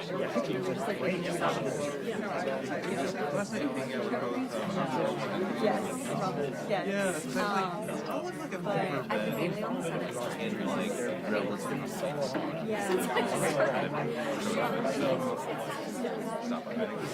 yeah, I know. Our college professor like told me, he was like, I love you so much. Like, I just promised them to say like something during the internship. Just very well measured. Yeah. So yeah, a lot of what I've been doing is like we already I've been doing that every day when I don't have to do it. Just work with this. So sometimes like people who like are actually from the south of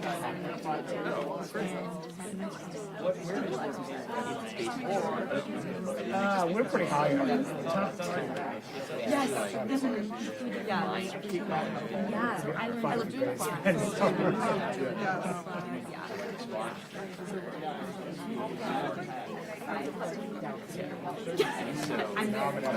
I'm perfectly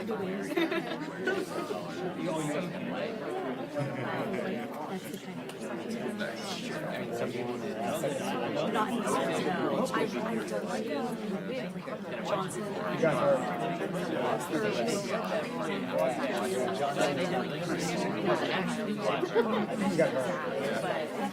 Which is good because he's been shaky all season, so new guy comes in and wins and seals the deal.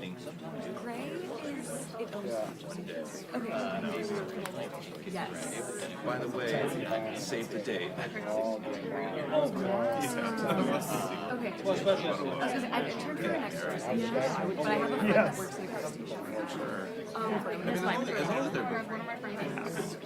Oh, fine. They are, for sure. Yeah, she's yeah, that's why I didn't like her. Maybe I'll just yeah, keep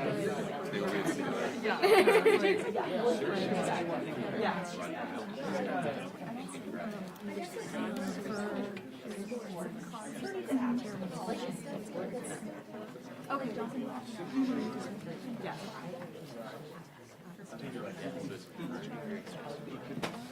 Austin, Texas. It's KXAN.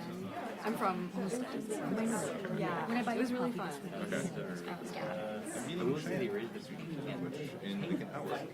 Oh, that's funny. She just made a request.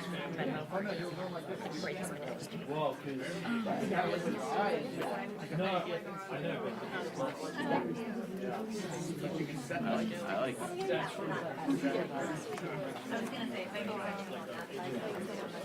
I'm a big guy. Although it's more like the like yeah.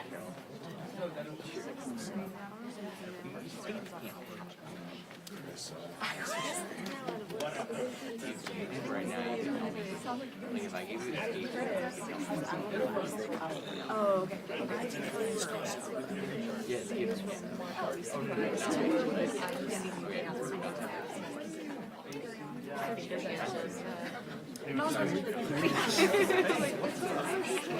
Yes. Great. A plan. Weather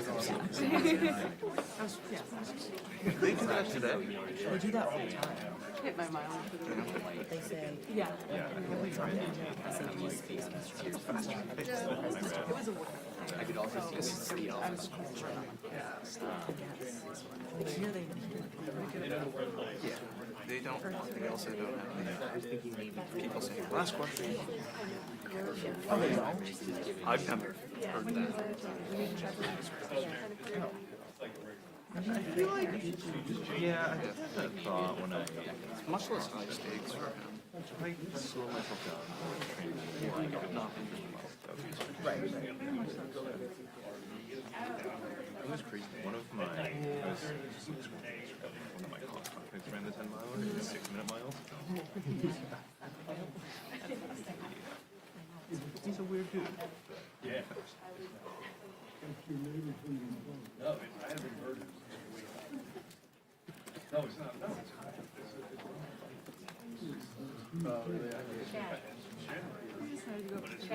Yeah, that's right. Oh, well, if he steps outside, yes. You can get one. I mean, Is the creamery still open or is it closed for the yeah.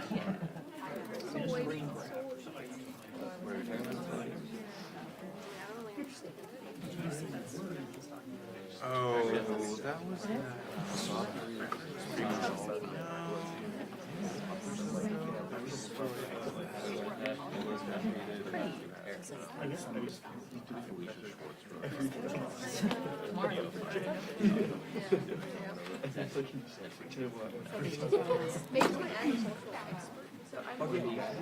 I don't know. It's like, It seemed like 4 days. No, I And then the whole Olympiad that would be much longer.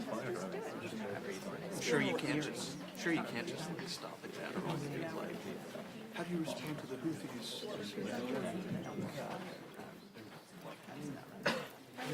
Kim Jong-un. He said you're being hypocritical. Yeah, I don't think that would go over super well. This is probably leaking. It's where you get everything. Eric, your color.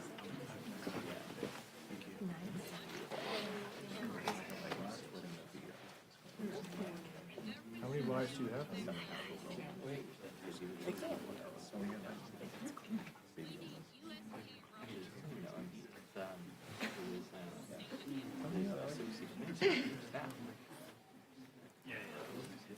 Mike's story is I'm arguing over a flat screen almost.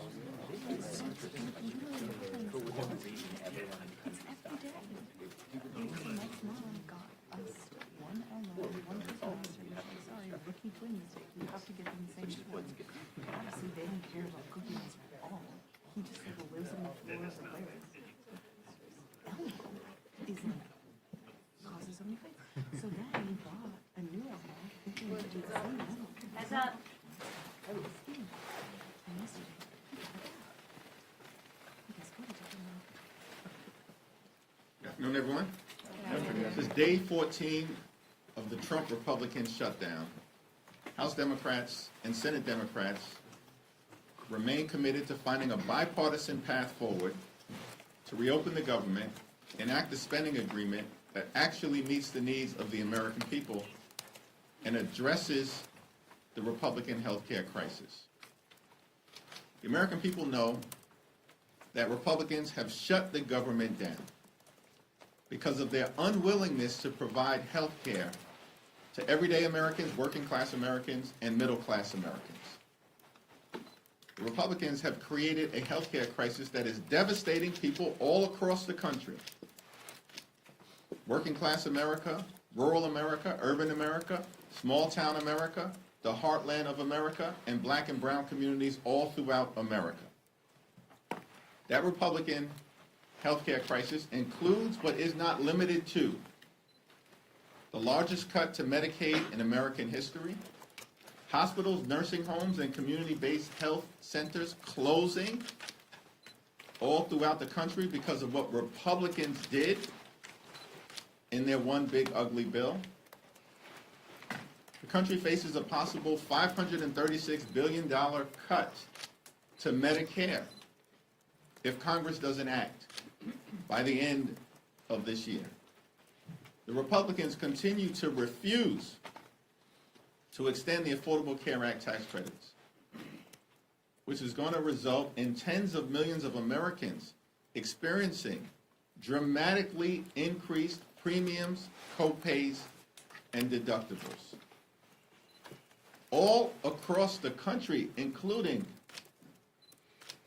most significantly, in states that Donald Trump won, and Republicans could care less. House Republicans canceled votes 2 weeks ago, canceled votes last week, canceled votes this week.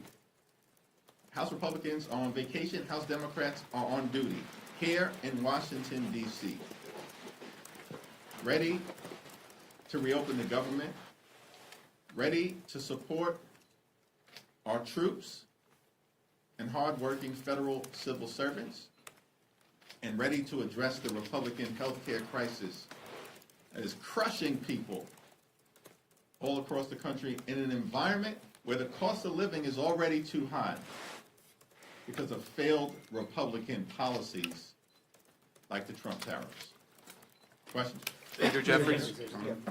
The government shutdown's going to get worse each and every single day for so many Americans, and we've already seen the standoff persist for some time. Republicans have rejected the Democratic CR that includes all of your demands there. So why not come up with a new approach, put a new offer on the table to try to jumpstart something rather than dig into your position? We're open to sitting down anytime, any place with anyone in terms of our Republican colleagues, either here at the Capitol. But why not put a new offer on the Either table? here at the Capitol or back in the Oval Office to have a conversation about finding a bipartisan path forward. But there has to be a willingness amongst Republicans to actually have a conversation. And since the White House meeting over 2 weeks ago, Republicans have gone radio silent. Donald Trump has spent more time on the golf course than talking to Democrats on Capitol Hill. Republicans have been on vacation since September 19th in the House.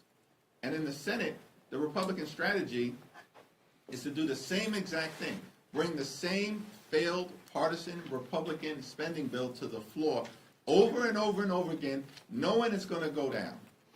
Because Democrats have been very clear. We're not going to support a partisan Republican spending bill that continues to gut the health care of the American people.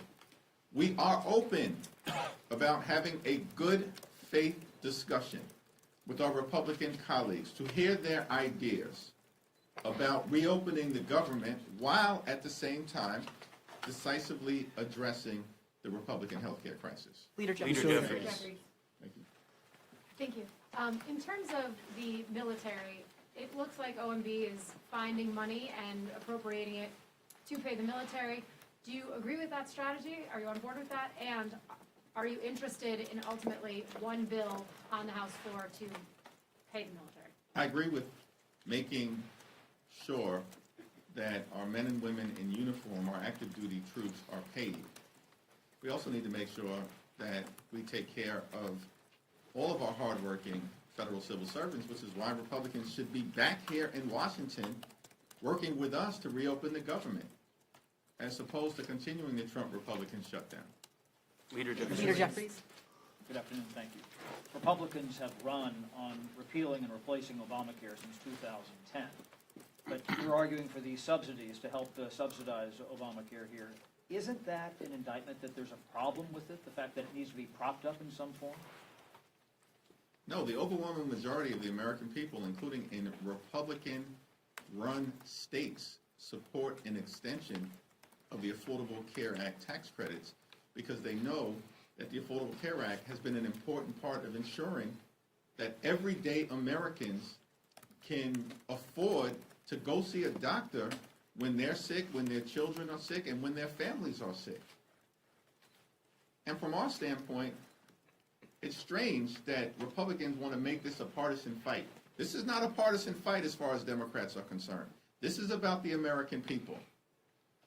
and ensuring that the American people can afford high-quality health care when they need it, including in red states. And by the way, the majority of states that benefit in terms of their people getting health care from the Affordable Care Act tax credits are states that Donald Trump won. West Virginia, number 1. Wyoming, number 2. Alaska, number 3. Tennessee, number 4.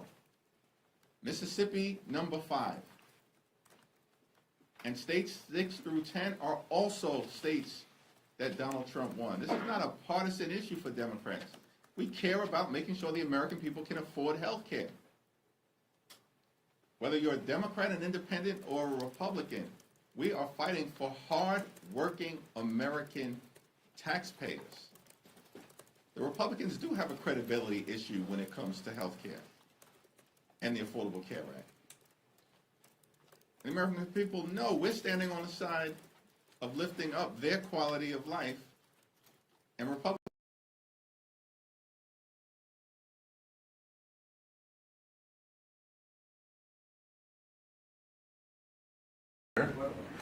Let's do it. To including that, because this is a very important. You have to add one extra sentence. Exactly. That's great. Thank you very much. This is a great, such a beautiful statement. Thank you very much. You're welcome. That's beautiful. Thank you. Mr. President. Okay. Mr. President, how is this Argentina? Why don't we talk about Argentina first? And Yeah. Go ahead. How is Argentina Are you worried about the influence of China in Argentina? Sorry. Go ahead. How is this Argentina rescue package America first? And is this rescue package meant to help President Milei's party in the coming election? No, it's really meant to help a good financial philosophy where Argentina can, after 20 years of disaster, because it was very successful at one point, and it can be again, like Venezuela. Venezuela was very, very successful, and now it's a dictatorship. So when we can help our neighbors, we're making tremendous progress in South America. South America, Marco was telling me, he's like our great expert here. He really knows it. You were telling me that so many of the countries are coming our way. And we had, a few years ago, when I just came back, so I've been here now almost 9 months, but when I just came in, I was amazed to see how poorly we've done. We lost so many, and one of them was Argentina, would be lost if he wasn't there. And I think he will be there because the people recognize he's done an amazing job. He took over a real mess. So did I take over a mess. I took over a mess by, the Biden group. And Obama he started it, I'll tell you. Barack Hussein Obama started it. Could you give a couple of words on South America? You were telling me so well yesterday how well we're doing. Go ahead. Well, first of all, we have now 8 or 9, 10 countries, Argentina being foremost among them, that have aligned with the United States on issue after issue in international community events all over the world. They're, in fact, these great allies like Argentina, but I can go into others, Costa Rica, I don't want to leave anybody out, El Salvador, but I think one of the more promising developments Bolivia, after 25, 30 years of anti-American hostile government, both of the candidates running in that election and the runoff election want strong and better relations with the United States and another transformative opportunity there. But so I think this is important. This is our hemisphere. It's where we live. And having strong neighbors such as this. And great progress has been made, really. And we'll make more. Absolutely. Over the last 9 months. Really over the last 9 months. Yeah, please. Mr. President, from Argentina, Buenos Aires. Do you imagine soon a free trade agreement with Argentina? Could it be possible soon? Yeah, it will be. Well, we're going to discuss some of it today. But no, we want to help Argentina. And we want to always help ourselves. But we want to help Argentina. And one of the ways we can do, they have great product. And we used to do a lot of trade, and then if you look at what the Democrats, well, they didn't know. They didn't know. Honestly, they didn't know what they were doing. But a lot of that trade disappeared, and they have great product. So we'll be trading with Argentina. And it'll be helpful to them, and it's helpful. It's good for us also. Mr. President, yeah, was China trying to draw a wedge between the U.S. and Argentina by buying soybeans from Argentina and not U.S. farmers? I would say so. And China on the port fees. China they've likes to increased draw port fees on wedges. U.S. ships too. Yeah, sure. I mean, I guess that's natural. It's China, and it's natural, but it's not gonna mean anything in the end. Mr. President, from Argentina, should Argentina end the China swap and close the space base in Neuquén? I don't think you should be doing business much with. You can do some trade, but you certainly shouldn't be doing beyond that. Certainly shouldn't be doing anything having to do with the military with China. And if that's what's happening, I'd be very upset about that, yeah. And what about You the swap? understand this, guy, right? Mr. President, You do understand. Mr. President, what about the swap? Because it's so important for Argentina, the swap. Go The ahead. central bank. The American assistance is not predicated on the swap with China being closed. Any reporting to that effect is incorrect. But you said, but you said that Argentina has to expose China from your business or from your agenda, and the swap is so important for Argentina. No, I was referring more to ports, military bases, observation facilities that have been created in Argentina. Than the swap? More than the swap? More than the swap. Okay. He was referring to that. Yeah, behind you, please. Yes, President, for Argentina, what's the benefit for United States in helping this way Argentina? Just helping a great philosophy take over a great country. Argentina is one of the most beautiful countries that I've ever seen. And we want to see it succeed. Very simple. I mean, we don't have to do it. It's not going to make a big difference for our country, but it will in terms of South America. If Argentina does well, you're going to have others following, and a lot of others are following. You have countries in South America that 2 years ago would have never even been thought of to go as democracies or as just countries that want to do fair and balanced trading. And now you mentioned Bolivia, but there are numerous other countries that are coming our way. And Brazil, as you know, I had a very good conversation with the president. I met him at the United Nations before I went up to speak, and then I found that I didn't have a speech because I had no teleprompter. They turned off my teleprompter purposely. They made it impossible for me. But it didn't silence me. I spoke without, and it was a good speech. I mean, it was a good speech. But no, think of that. You go into the United Nations, I'm speaking in front of 158 leaders and the whole world. And I look at my teleprompter and it's dead. They killed my teleprompter. They wouldn't let the man that operated into the booth. Can you believe that? You don't have any specific interest in economic terms for the state? I do have. No, I want to see it succeed. I think it's going to be great, and we will benefit also. But it's not that big a benefit because it's not that big a country, but it's a very important country, and it's a country that can be very successful. There are some countries that will never be successful. This is a country that has great potential if it has the right leadership, and you have the right leadership with this man right here. Okay? Mr.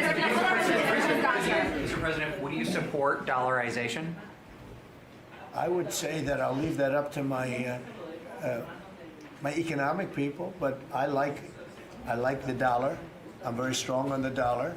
And anybody who wants to deal in dollars, they have an advantage over people that aren't. But for the most part, we're keeping it that way. I think if Biden would have, that group would have gotten elected, meaning Kamala, you wouldn't have the dollar as your currency anymore. You wouldn't have a world domination by the dollar if I didn't win this election. And now the domination like BRICS.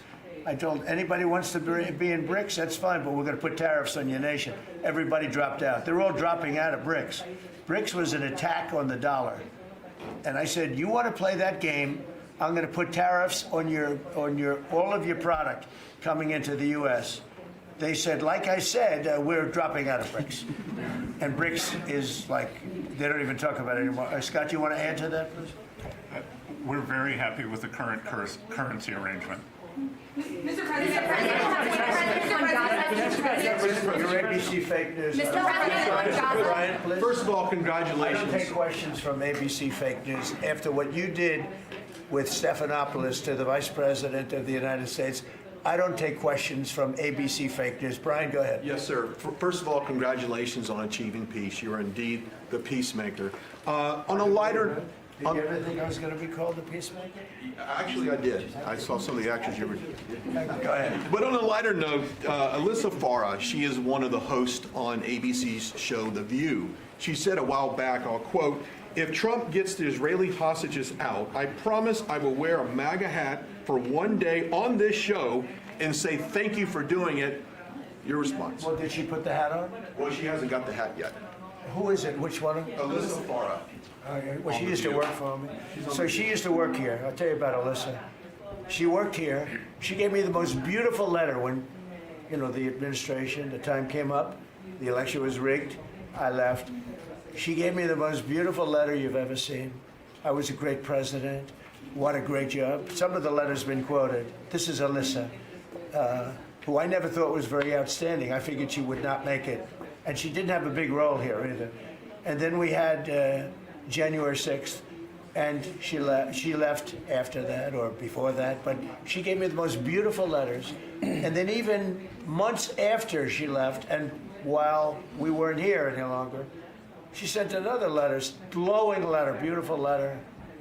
And then she got hired by The View, and they gave her a couple of bucks, and she changed her view very quickly. I never thought she'd make it. Never thought she had what it took in any way. You know what that means. But she's on The View. But it just shows what a fraud The View is, because this woman gave me letters and statements. She said I was the greatest president in her lifetime. Now, she's not that old, so I didn't consider it a great compliment, but I've had better. Can we send her a hat? Well, recently I've had the greatest president of them all. I like that much better. Mr. President? Does that include Washington and Lincoln? Yes, sir, it does. I said, I like that person. So I think she's a total, I think she's a joke. Mr. President, on Gaza, how long will it take Hamas to disarm, and can you guarantee that is going to happen? Well, they're going to disarm, and because they said they were going to disarm. And if they don't disarm, we will disarm them. How will you do that? I don't have to explain that to you. But if they don't disarm, we will disarm them. They know I'm not playing games, okay? Now, we did something monumental. We got the hostages back. That was the first thing we had to do. Above all else, get the hostages back. Now, they misrepresented because we were told they had 26, 24 of dead hostages, if we can use those terms. And it seems as though they don't have that because we're talking about a much lesser number. But that's a very tough subject. I want them back. That's what they said. I want them back. Also, they said they were going to disarm. And initially speaking, they needed, you know, they did take out a couple of gangs that were very bad, very, very bad gangs, and they did take them out, and they killed a number of gang members.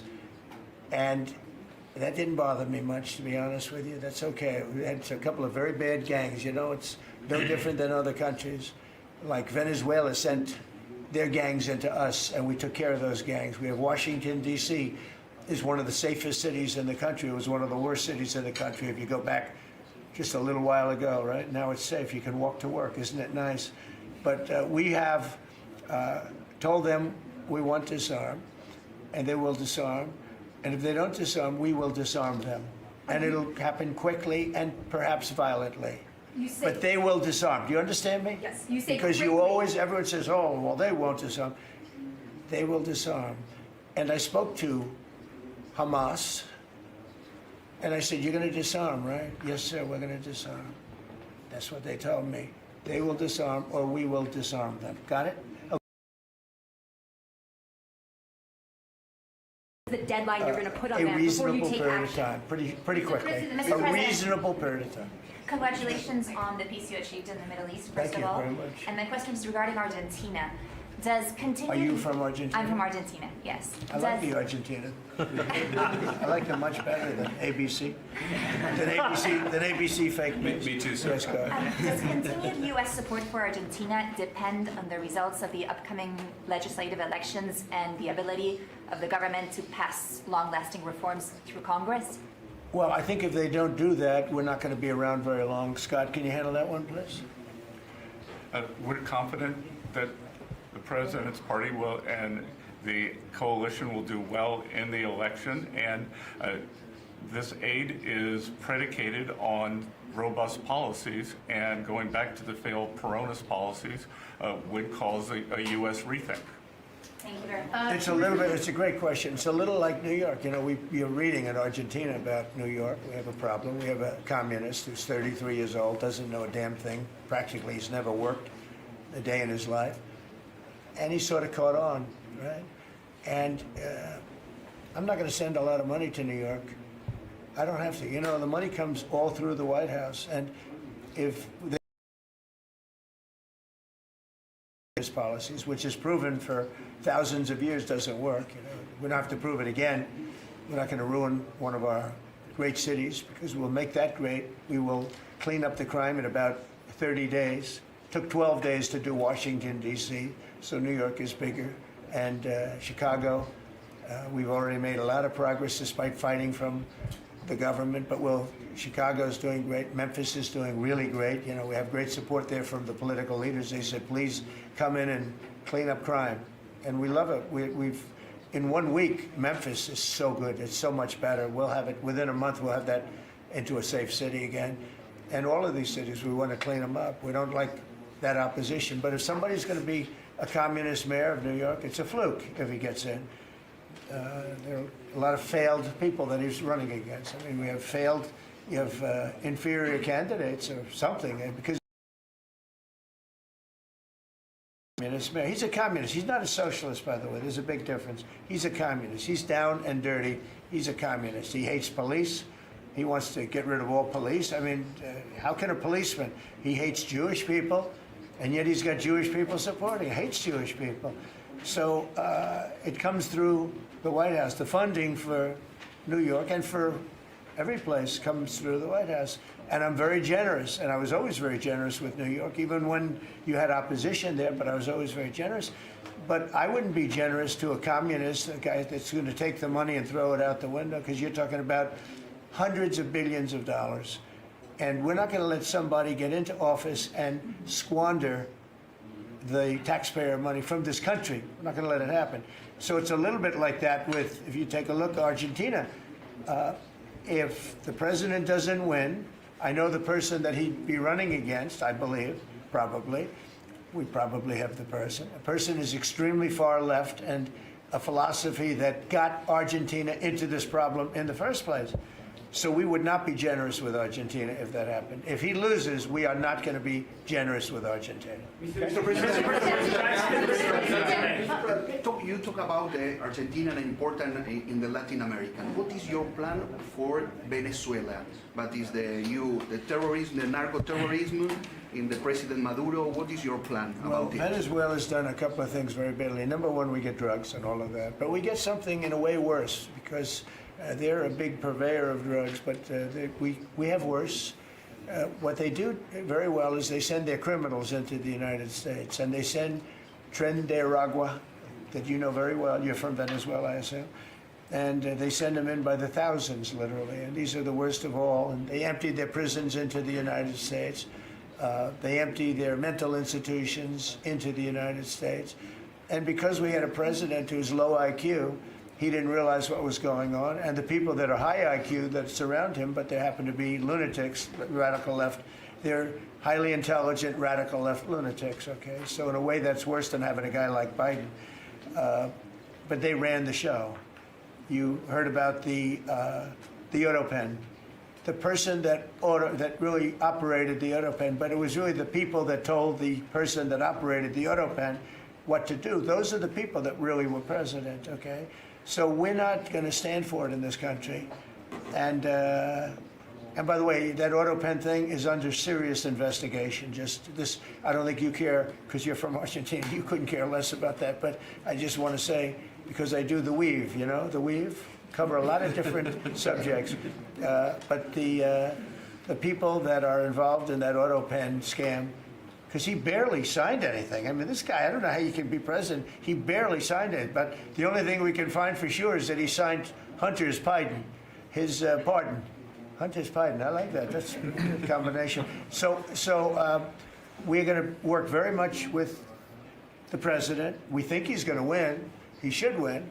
And if he does win, we're going to be very helpful. And if he doesn't win, we're not going to waste our time because you have somebody whose philosophy has no chance of making Argentina great again. What's your advice for Steve, go ahead, Steve. What's your advice for Just to check President something, Milei? just to check something, you said Hamas assured you that they would disarm. Was that a direct conversation or through Mr. Witkoff or? Through my people. Okay. At the highest level. Do you What's think your advice? And it was meant for President, What's your advice for President Milei and Argentina as a political leader? My advice is to hold strong to his principles because he's right, and he's proving that he was right. He's got one problem. He's got people that are giving him tremendously bad press, even though they know it's wrong. He's got to hold true to his principles because he's going to win. He's going to win. He's doing the right thing. Everybody knows he's doing the right thing, but you have a radical left sick culture that's a very dangerous group of people, and they're trying to make him look bad. I believe he's going to win out. And we're doing the right way with China do you in his think house. China? China in his, Well, you have to be careful with there's a China. base Look, we have, that they're going to- everybody deals with China. They have to deal with us too. We have to be careful with China. Look, I have a great relationship with President Xi, but sometimes it gets testy because China likes to take advantage of people, and they can't take advantage of us. But we have a fair relationship with China, and I think it'll be fine. And if it's not, that's okay too. You have to do and go where the punches are thrown, and we've been very successful. Look, we have the most success. I think we're the most successful we've ever been as a country. We have now close. I've been saying 17. We have, I think, close to or maybe even exceeding $18 trillion going to be invested in the United States. That's more money than ever invested in any country before.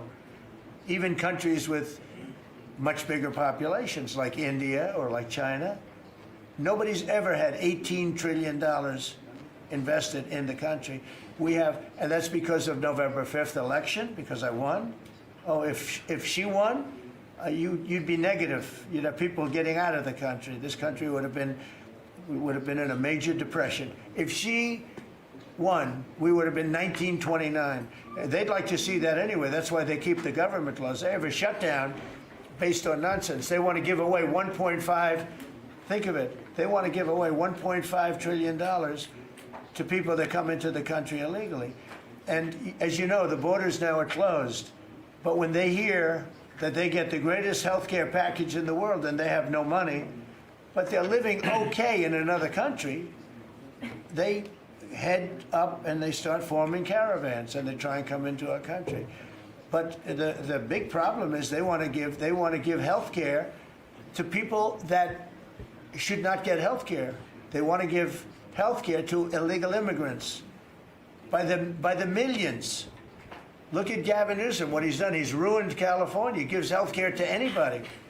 And I guess they do it for votes. I actually think it's bad politics, but I guess they do it for votes. So I'm with this man because his philosophy is correct. And he may win and he may not win, but I think he's going to win. And if he wins, we're staying with him. And if he doesn't win, we're gone. How can Argentina help to the peace process, to the Middle East peace process? They can help by doing well. If Argentina does well, that's helpful because they know we help Argentina. So if Argentina is successful, that's great because they view us as somebody that helped Argentina and they did well, and the United States maybe will help them and they're going to do well. So the success of Argentina would be a great feather in the cap of the USA because we're helping them. Right? You understand? Yeah. Yeah, please, behind you. Behind you. Thank you, Mr. President. Last week you said that NATO should consider expelling Spain. What? You said that NATO should consider expelling Spain. Would you support that? What expelling Spain? NATO consider expelling Spain. Oh. I'm very unhappy with Spain. They're the only country that didn't raise up their number to 5%. Every other country in NATO raised up to 5%. And Spain is doing very well off our backs. So I'm not happy with Spain. Spain gets protection, and they know, look, they're sort of in the semi-middle of it, so they're going to get protected automatically. Even if you don't want to protect them, you're protecting them because of the way they're located. And I think what Spain did is a very bad thing for NATO. I think it's very unfair to NATO. It wouldn't matter if you said you're not going to protect them because they're pretty much protected. What are you going to do? Go through the other countries and let's go attack Spain, right? So I think what they did is not nice. I think it's very disrespectful to NATO.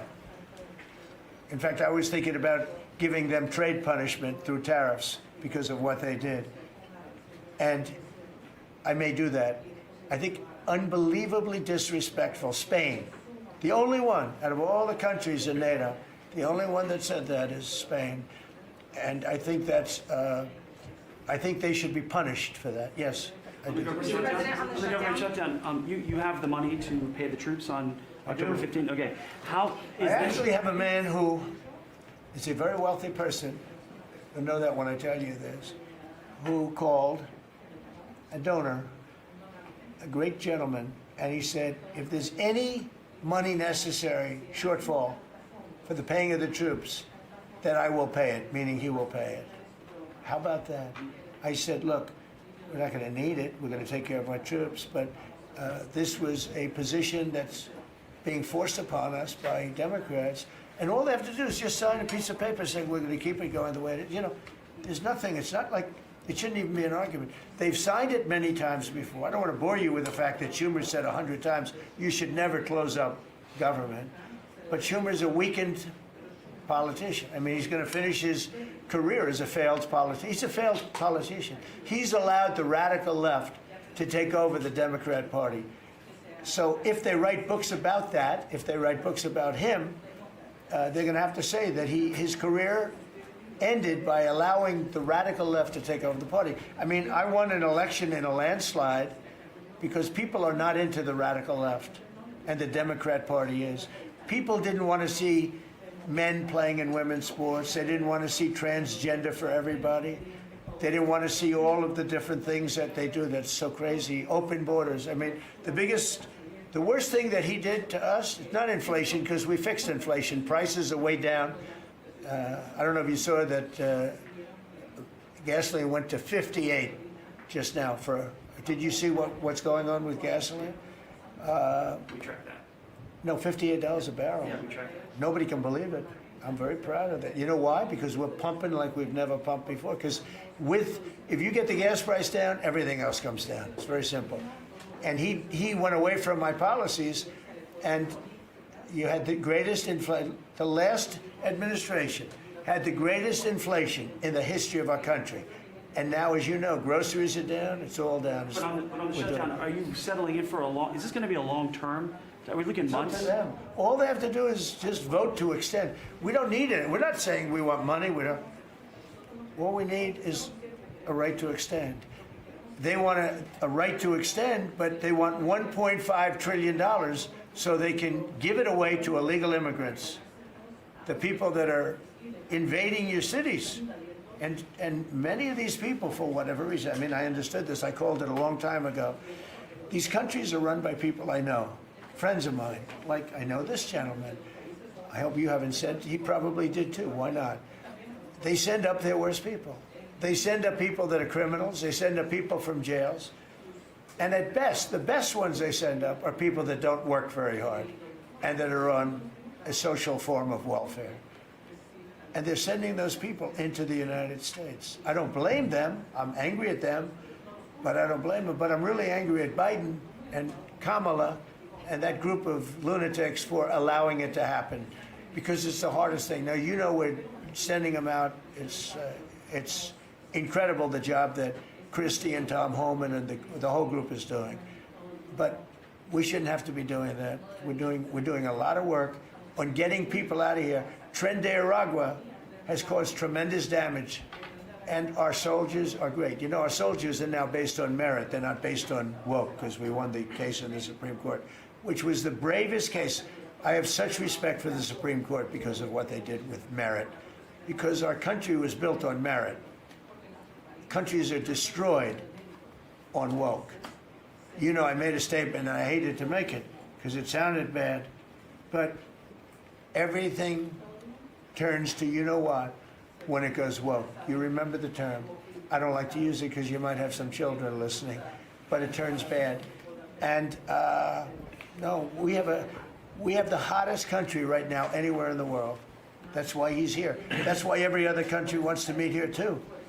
But we only have so many hours in the day and days in the week. But we get the hottest country. Think of it. We were a dead country a year and a half ago.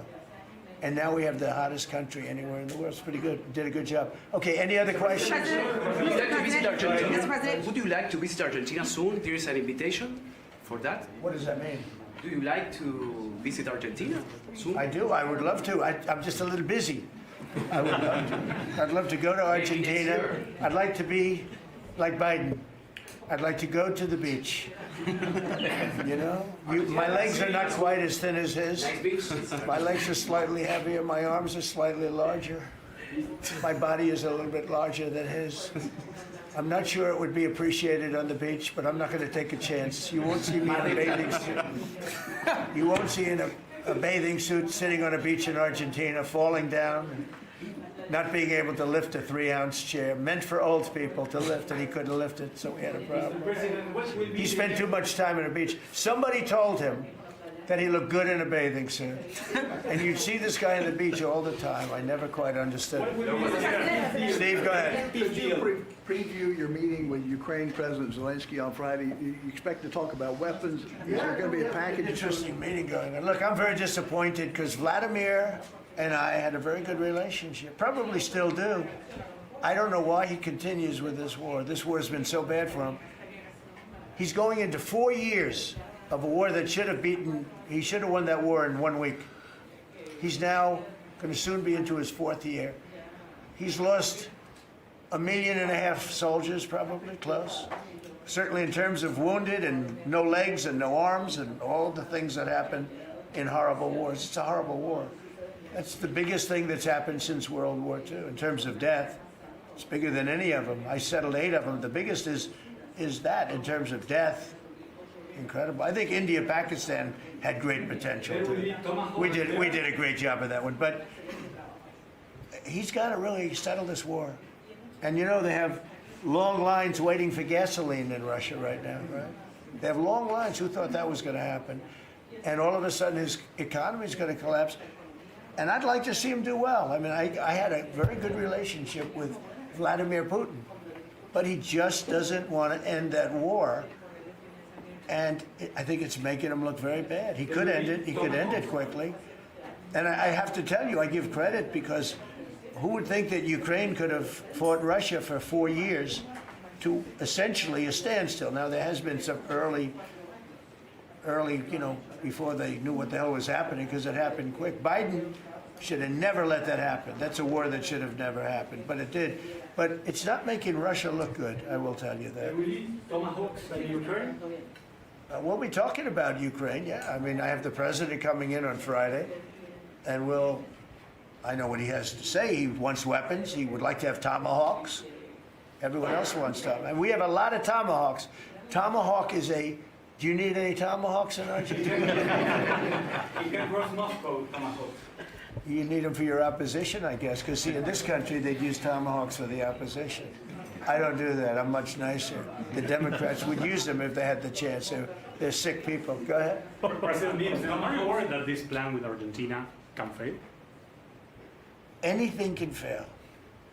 Anything can fail. You never know. That's why I say Putin should do something about the war, because so far, I mean, it's turned out to be very bad for him. But anything can. So this plan can fail. Sure, it can fail, but it's got a better chance, I would say, Scott.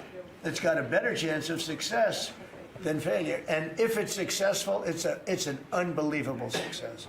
It can transform your country into greatness. It's got a great chance.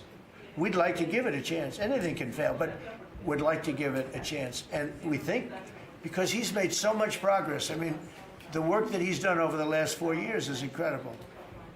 And it would be a shame to lose that progress. He's very close to having A big success. Mr. President, will you consider removing new restrictions on the press that report at the Pentagon? And have you spoken to Secretary Hegseth about this? I have, yeah. Well, he's finding, I think I can speak for him, I'll let him speak for himself, but I think he finds the press to be very disruptive in terms of world peace and maybe security for our nation. Press is very dishonest. Not you, but the press is very dishonest. Do you have something to say? Well, I very much appreciate the question because it was interesting to watch. We had a chance to go along on the historic trip of Middle East peace, which our generation of veterans never dreamed would be possible. So you would think that the Pentagon press corps, of all press corps, would be front and center across the board on wanting to give credit to the president for forging this kind of peace, and instead what they want to talk about is a policy about them, which simply says maybe the policy should look like the White House or other military installations where you have to wear a badge that identifies that you're press, or you can't just roam anywhere you want. It used to be, Mr. President, the press could go anywhere, pretty much anywhere in the Pentagon, the most classified area in the world. Or also that if they sign on to the credentialing, they're not going to try to get soldiers to break the law by giving them classified information. So it's common sense stuff, Mr. President. We're trying to make sure national security is respected, and we're proud of the policy. You know, we have an option here. As you know, the press years ago moved into the White House. It used to be across the street. We could move them. You're lucky I'm president, because we could move them very easily across the street. They used to be there. They would have more room. We have a beautiful, nice space. You could sit all by yourselves and have fun. Instead, you walk around the White House talking to anybody that can breathe. And, you know, but I find that when it comes to war, and now our great Department of War, we have some great people over there, I think it bothers me to have soldiers and even, you know, high-ranking generals walking around with you guys on their sleeve, asking them, because they can make a mistake, and a mistake can be tragic. They can do it innocently, too. They can, you know, and they're not press people. They don't really deal with the press, so they're not really necessarily good at it, although I think it's mostly instinctual one way or the other. You're either good at things or you're not. But I could see you being bothered by that. And so you have them in an area, and you treat them fairly, but they're not allowed to go into much like the somebody's office and sit with them for 10 hours. Yes, sir. Yeah. I can understand. Mr. President, Boston had some street takeovers that we saw. Are you going to work with or try and work with the mayor of Boston? And then they have a World Cup. They have several World Cup games. I know Argentina knows about World Cups. They have several World Cup games. Could those games move to cities that do work with you? We could take them away. I love the people of Boston. I know the games are sold out. But your mayor is not good. They're worse than her. At least she's intelligent. You know, some are extremely low IQ. Those bother me more. She's intelligent, but she's radical left. And they're taking over parts of Boston. That's a pretty big statement, right? We could get them back in about 2 seconds. All she has to do is call us. We'll go in and take them back. But she's afraid to because she thinks it's bad politically. She could take them back, too. The Boston police are great. I mean, I know them. They love me.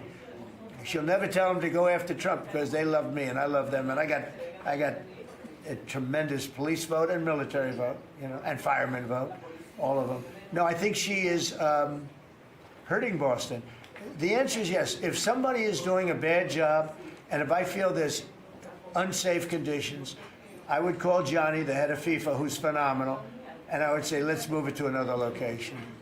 And he would do that. He wouldn't love to do it, but he'd do it. Very easily he'd do it.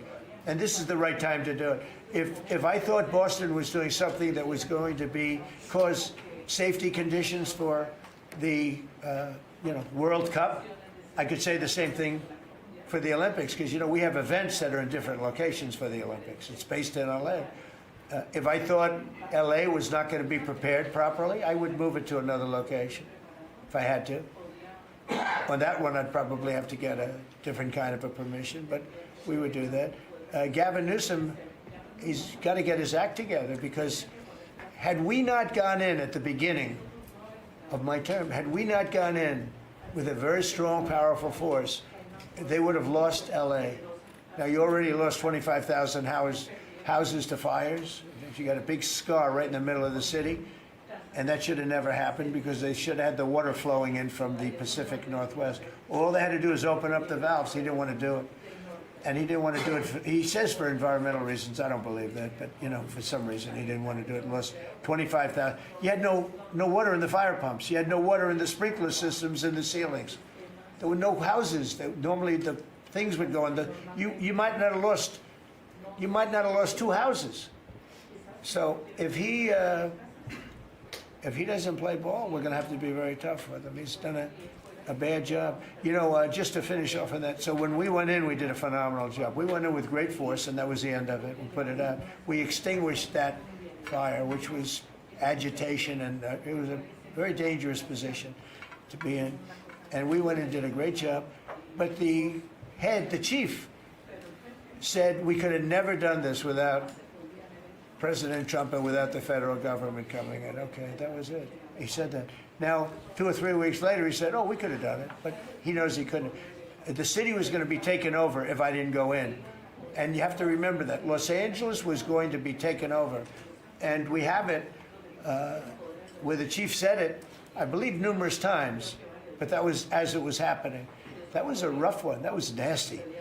And if we saw a situation like that, yeah, we'd be forced to make a move. Boston better clean up their act. That's all I can say. Go ahead. One more question. Mr. President, should federal workers Yeah, please. do you feel any urgency to end the shutdown in the next week, 2 weeks, or would you be fine if this stretches into November and then toward the holidays with folks not getting paid? Well, shutdown, we've had many, many shutdowns. And this is a shutdown that shouldn't have happened. A group of people brilliantly decided to make it after the election. I said, thank you very much. In other words, give it to Trump instead of Biden. So it shouldn't happen. And likewise, debt ceiling shouldn't have. But the great big, beautiful bill solved the debt ceiling problem for. Is there a point where you would reach out to No, all parties here's what's and try happening to in the cut a deal? shutdown, though. Honestly, can I put it in plain words for you? And you're a smart guy, so you all understand, but a lot of people don't. The Democrats are getting killed on the shutdown because we're closing up programs that are Democrat programs that we were opposed to. So we're being able, and they're never going to come back in many cases. So we're being able to do things that we were unable to do before. So we're closing up programs that are Democrat programs that we wanted to close up or that we never wanted to happen, and now we're closing them up. And we're not going to let them come back. The Democrats are getting killed. And we're going to have a list of them on Friday, closing up some of the most egregious, socialist, semi-communist, probably not full communist, we're saving that for New York, but semi-communist programs, and we're closing them up. We're not closing up Republican programs because we think they work. So the Democrats are getting killed, but they're not telling the people about that. I say it, nobody, well, I haven't said it probably as bluntly as I just said it, but so we are closing up Democrat programs that we think, that we disagree with, and they're never going to open again. Thank you very much. Thank you, everybody. Thanks,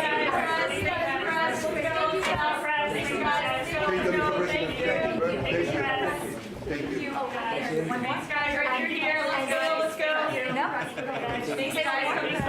As China deepens its presence in Latin America, what role do you see for the U.S. I just like to watch her talk. Sorry, no?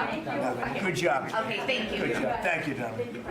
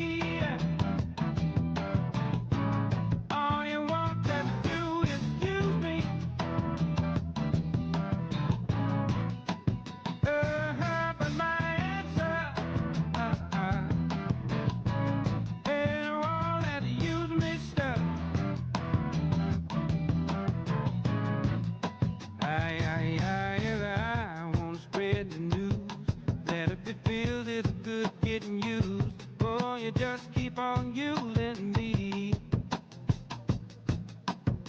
until you use me up. Until you use me up.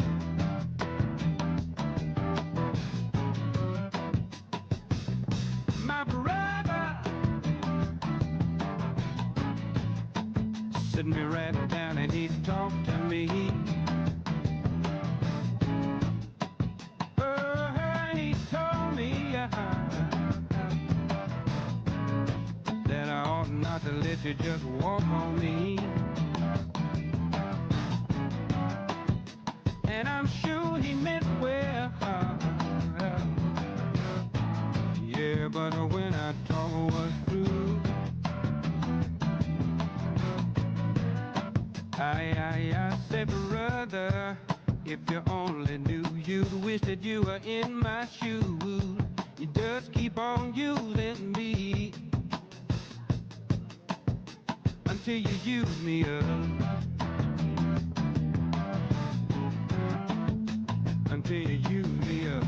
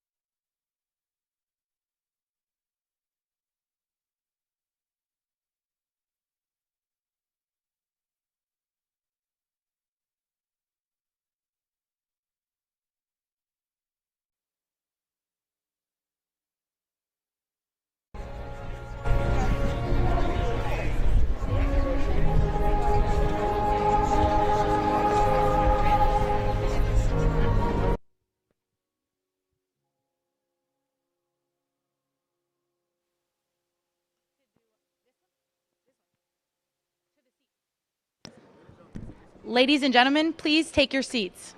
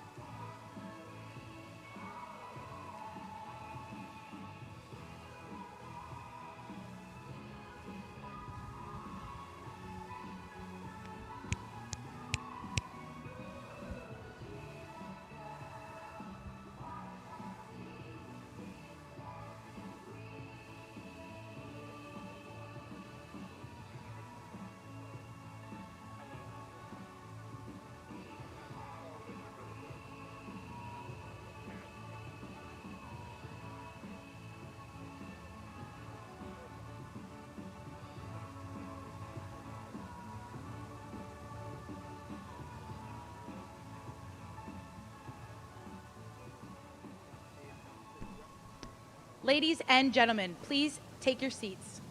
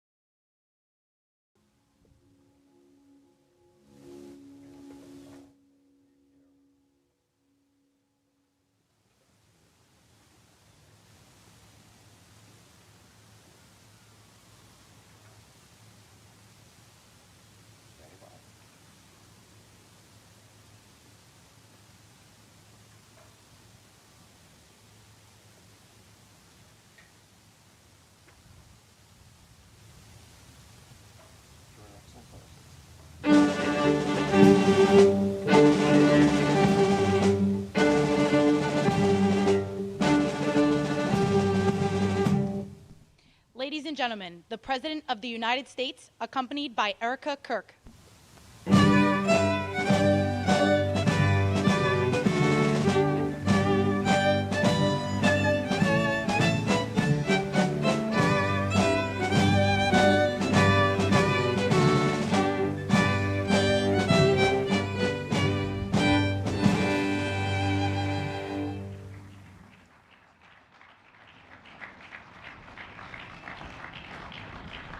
Thank you very much, everybody. Please, this is such an honor.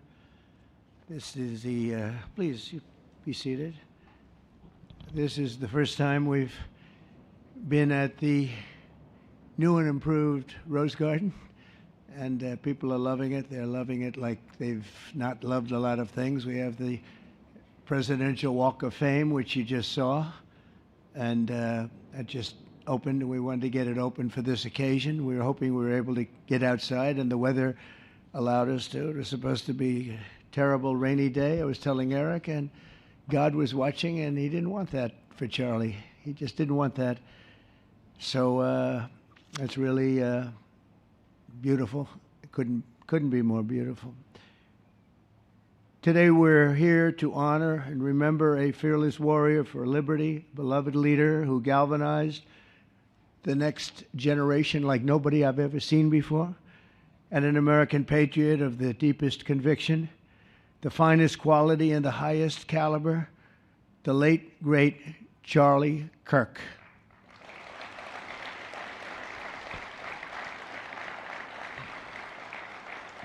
Five weeks ago, our nation was robbed of this extraordinary champion. He was a champion in every way. I got to know him so well.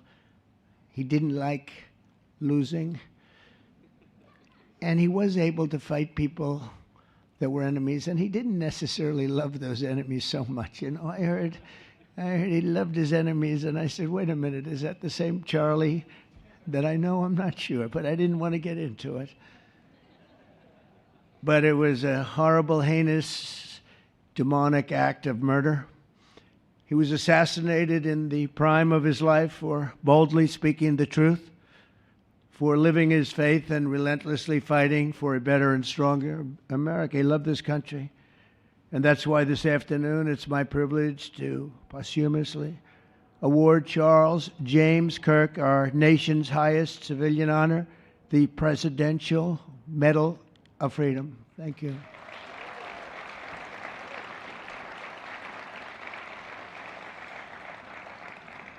As you know, only hours ago I returned from a very historic trip to secure peace in the Middle East. People said that couldn't be done. Charlie felt it could be done.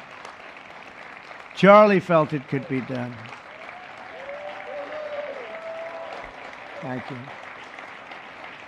Thank you. Thank you very much. But I raced back halfway around the globe. I was going to call Erica and say, Erica, could you maybe move it to Friday? And I didn't have the courage to call. But you know why I didn't call? Because I heard today was Charlie's birthday. And I said, you know, that was a definite.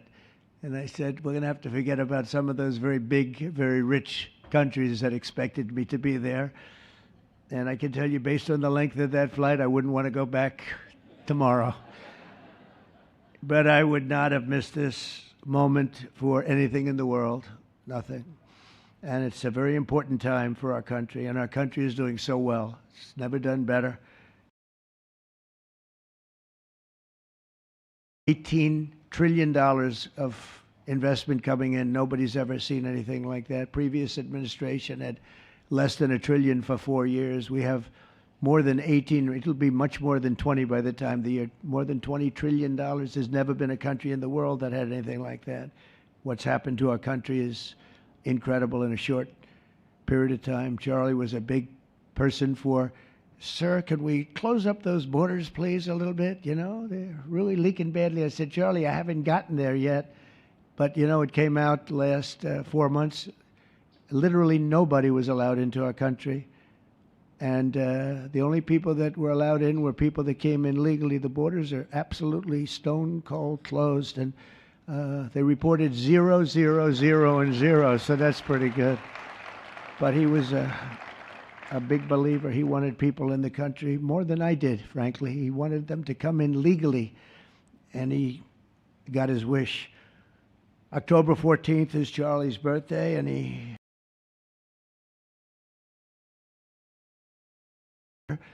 when I first met him, he was like 22, and I said, boy, he's awfully young, but I thought he was older than that, you know. He looked a little bit older than his age. That's okay, you know. That's not good when you're old, but when you're young, it's great.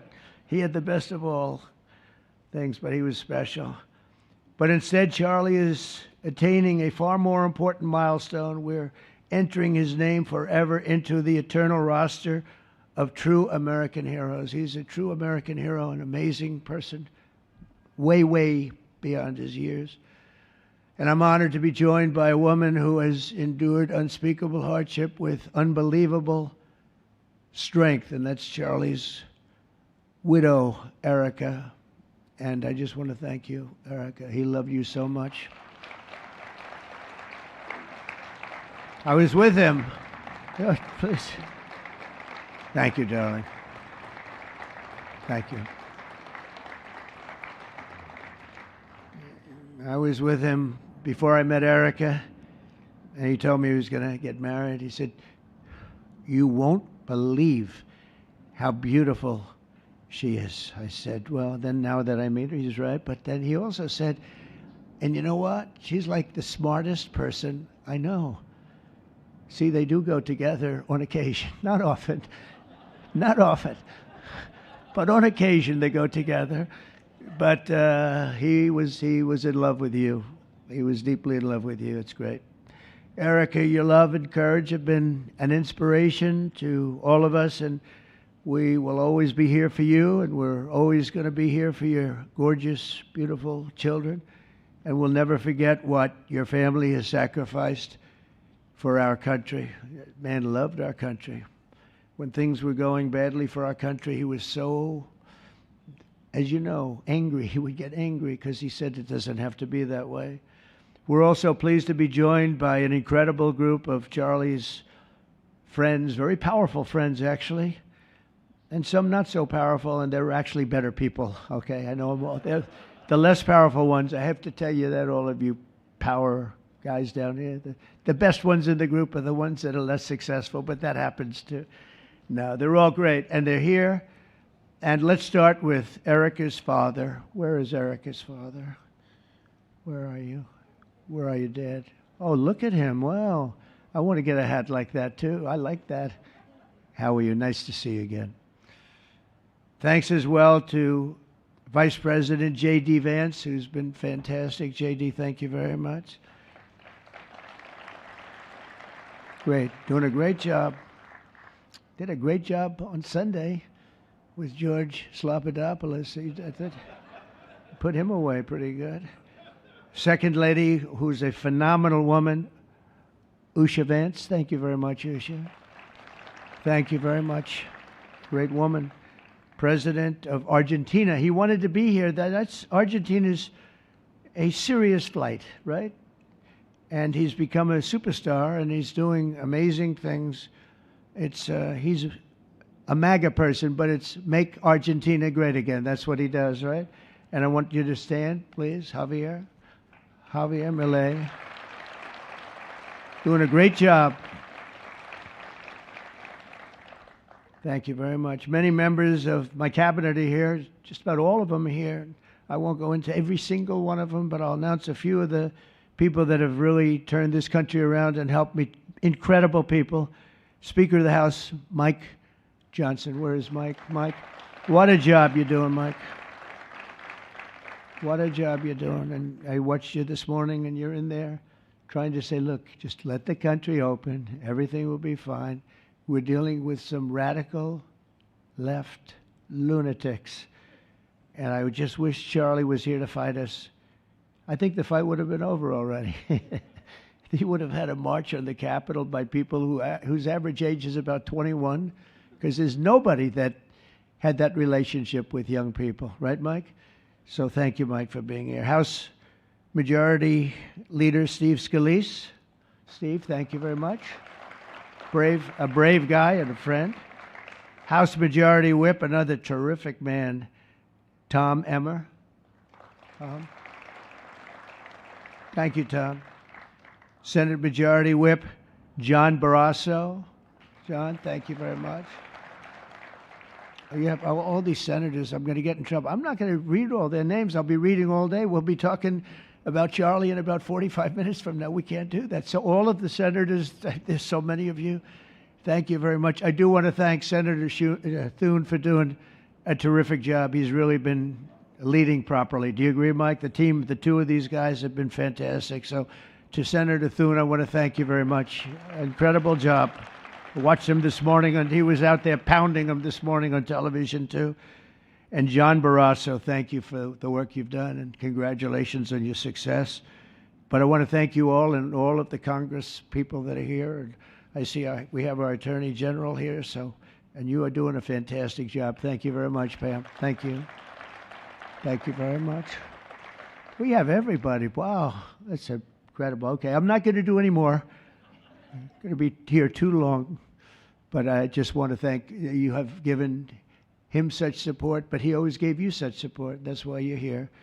And very unusual. Charles James Kirk was a visionary and one of the greatest figures of his generation. He was truly an amazing figure and growing leaps and bounds. He knew that the fight to preserve our heritage is waged not only on the battlefield and in the halls of power, of which we have tremendous power here, including the head of a place called war. We call it now war. We had defense. We had our Secretary of Defense. Now we have a Secretary of War. And somehow I think it's more emblematic, and hopefully we'll never have to use war. But the fact that we're ready is very good. Peace through strength is very important. But also in the hearts of our nation's youth, that's where Charlie rode strongest. At age 18, that insight inspired Charlie to found the organization that ultimately touched the lives of millions and millions of people, and so many young people that nobody's ever seen anything like it, frankly. Turning Point USA. It's amazing, and it's actually bigger now. It's become bigger in the last few weeks than Charlie ever thought. I think his end vision in many years from now would have been just a fraction of what it turned out to be in a couple of weeks, right? It's amazing. With hard work and joyful spirit and endless enthusiasm and determination. And he did have great enthusiasm. You know, I always say you need enthusiasm to be successful. Enthusiasm.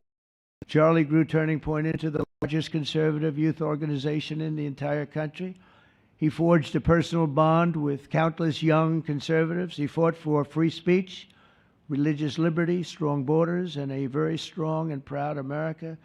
In everything he did, he put America first. He really put America first. And ultimately, Charlie became more than a leader of an important organization. He became the leader of historic movements all over the country. There were movements, individual movements, one movement. But it was historic. Everything he did was historic, and a true evangelist for the cause of freedom and the word of Almighty God. God was very important to Charlie. He would say, you know, if you don't have religion, you're not going to have a strong country. It's true. He was so wise beyond his years. You know, I talk to him sometimes and say, this guy is like a young guy. He was really a wise man. From the time Charlie worked on my presidential campaign in 2016, and he was there right from the beginning. He liked me. I don't know. I have no idea why. What the hell was he thinking? He said, you're going to win, sir. I said, you know, I'm running against 17 senators and a lot of tough people and governors. We have all these people. And he said, no, you're going to win, sir. He said, not going to be close. And he made it happen. He helped make it happen. I'll tell you that. Without him, who knows what would be. Maybe you'd have Kamala standing here today. That would not be good. I will tell you, Javier, you don't know who Kamala is. Promise. It would not be good. You agree with that, Howard? He also mobilized countless citizens to go vote. It's called Go Vote. Very simple. And with his help in 2024, we won more young people than any Republican by far in the history of our country. And we won the popular vote. We won them, remember they said, oh, well, if Trump could win 4, that would be nice. I win 7 by a lot, by a landslide. But the popular vote was massive. And we won the Electoral College. Remember, this would be very hard. I'd say 270. Well, we got 312 to 226. And then we won something called districts and councils and different things. But in one case, we won 2,750 to 525. That's the one where you see the map is almost entirely red, except they have a little blue line on one side and a little blue line, meaning New York and Los Angeles. I have a feeling that if the vote were 100%, we would have won that too. You want to know the truth. But he knew, and he knew very well, and he also understood honesty, and he was always concerned with honesty. We can lose as if the cheating gets so bad, and that's where we came up with a little phrase, too big to rig. We said, go out and vote. Just go out and vote. And we had that. Remember, we used to say that all the time because people would say, oh, they're going to win. We don't have to vote. Let's go to a movie. We'll come home and watch later. And he wasn't about that. So we come up to, together, we came up with that phrase. We got to make it too big. I never made a speech where I didn't say at the end, now look, the polls are showing good. Don't believe the polls. He said, we're going to make it, Susie, right? Too big to rig. So if you think we're going to win by a lot, doesn't matter. Pretend we're losing. You got to go out and vote. They voted. And at 9:02, the whole thing was over, right? 9:02. Remember they said, oh, this could go a few days. Well, it went a few minutes. 9:02. And he knew that. And I more than anybody. But Charlie never missed an opportunity to remind us of the Judeo-Christian principles of our nation's founding or to share his deep Christian faith. In his final moments, Charlie testified to the greatness of America and to the glory of our Savior, with whom he now rests in heaven. And he is going to make heaven. I said, I'm not sure I can make it, but he's going to make it. He's there. He's looking down on us right now. It's so incredible. Look at this, how this turned out. This was supposed to be so dark and cloudy. Not dark and cloudy, is it? Look at that, how beautiful that is. There's no artist that can capture it as beautiful as it is today. Wow, it's amazing. As I said, on the day that he was assassinated, Charlie Kirk was a martyr for truth and for freedom. And from Socrates to think, and to St. Peter, from Abraham Lincoln to Martin Luther King, those who change history the most, and he really did, have always risked their lives for causes they were put on earth to defend. He was a student at any college in the country. I know the college as well. He's smarter than the guys there. He was so smart. But he almost, I guess, didn't have the time. He knew what he wanted to do. It wasn't like, gee, I want to sit in the classroom for 4 years listening to people teach me liberal principles, because they were never going to teach him that anyway. But he didn't have the time. He really didn't have the time. But every time the enemies of goodness and virtue tried to silence the voice of righteous and noble leaders like Charlie, they failed. They seem to fail. Ultimately, they look like they're doing well, and then they end up failing, because the truth has been unrelenting over the years, over history. And people like Charlie, it's just they've got a power that others don't have, and very few people will ever have. So today, like those martyrs before him, Charlie's voice, his message, and his legacy are stronger and greater than ever before. They are greater than ever before. Look, this is a horrible event, but it brought out the greatness of Charlie. Nothing could have ever supplanted this. It's incredible, the way people are talking about him. And with great love. I mean, I read so many stories about some of the enemies, but I watch the enemies, and it's hard for them to speak badly about him because they just don't. And then you do have people in the days since Charlie's killing, we've seen exactly why our country so dearly needed his example. We've watched legions of far-left radicals resort to desperate acts of violence and terror because they know that their ideas and arguments are persuading no one. They know that they're failing. They have the devil's ideology, and they're failing, and they know it. They feel it. and they become violent. They seem to become very violent on the left. They've rammed vehicles into federal law enforcement, fired sniper rifles at ICE agents, and me, you know. But I made a turn at a good time. I turned to the right. Charlie couldn't believe it, actually. He said, "How the hell did you make that turn?" I said, "I don't know." But fired rifles and threatened the lives of our Supreme Court justices, our great justices. They have to be protected. We just issued a lot of money, $60 million, to protect the Supreme Court justices. Very important. We can't let anything happen. In places of worship, we're protecting our people. We've seen that a candidate for Attorney General in Virginia boasted that he would want to see the Republican legislature, a legislator in Virginia, shot in the head and to see his children murdered. He actually said this. And now he continues to run for office, and most people continue to back him, but he said he wants his man shot. He said shot in the head and to see his children murdered. And they keep running. Pretty amazing, right? That's a bad one. Let's see how that turns out, but that's a really bad one. Nobody's heard that one before. Especially in the wake of Charlie's assassination, our country must have absolutely no tolerance for this radical left violence, extremism, and terror. We're done with the angry mobs, and we're not going to let our cities be unsafe. We're going to make sure our cities are safe. When you have Chicago, where they had 4,000 people murdered over a very short period of time, 4,000 people, and then we have a governor stand up and say, "Oh, things are going swimmingly." No, they're not. We're going to make Chicago safe, just like we're going to make. Look what we did in D.C. It's so nice that we started here, because this was one of the most violent places in the United States. It'd be dangerous to be right out here. But you couldn't go to a restaurant. The restaurants were all dying. The whole place was dying. You'd have these gorgeous, look at the Washington Monument over there. You'd have these gorgeous buildings and monuments and structures. And people were afraid to leave their apartment. They were afraid to go to work. They'd get into an Uber, and they'd feel safe, and then the Uber would be attacked. They thought they made it, and then the Uber was attacked on the trip in.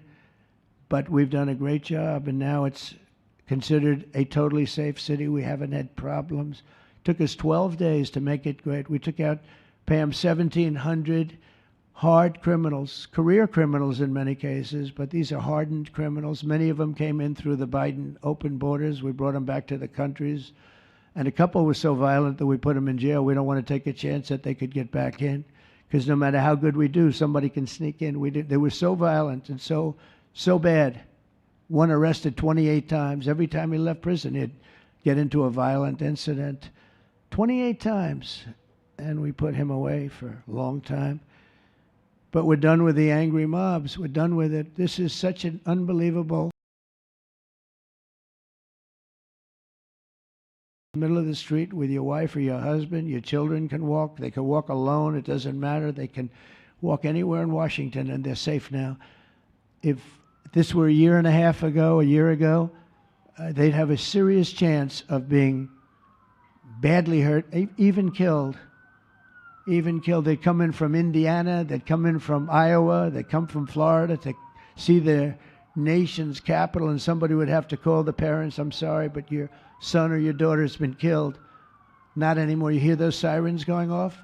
That's good. That's a good sound.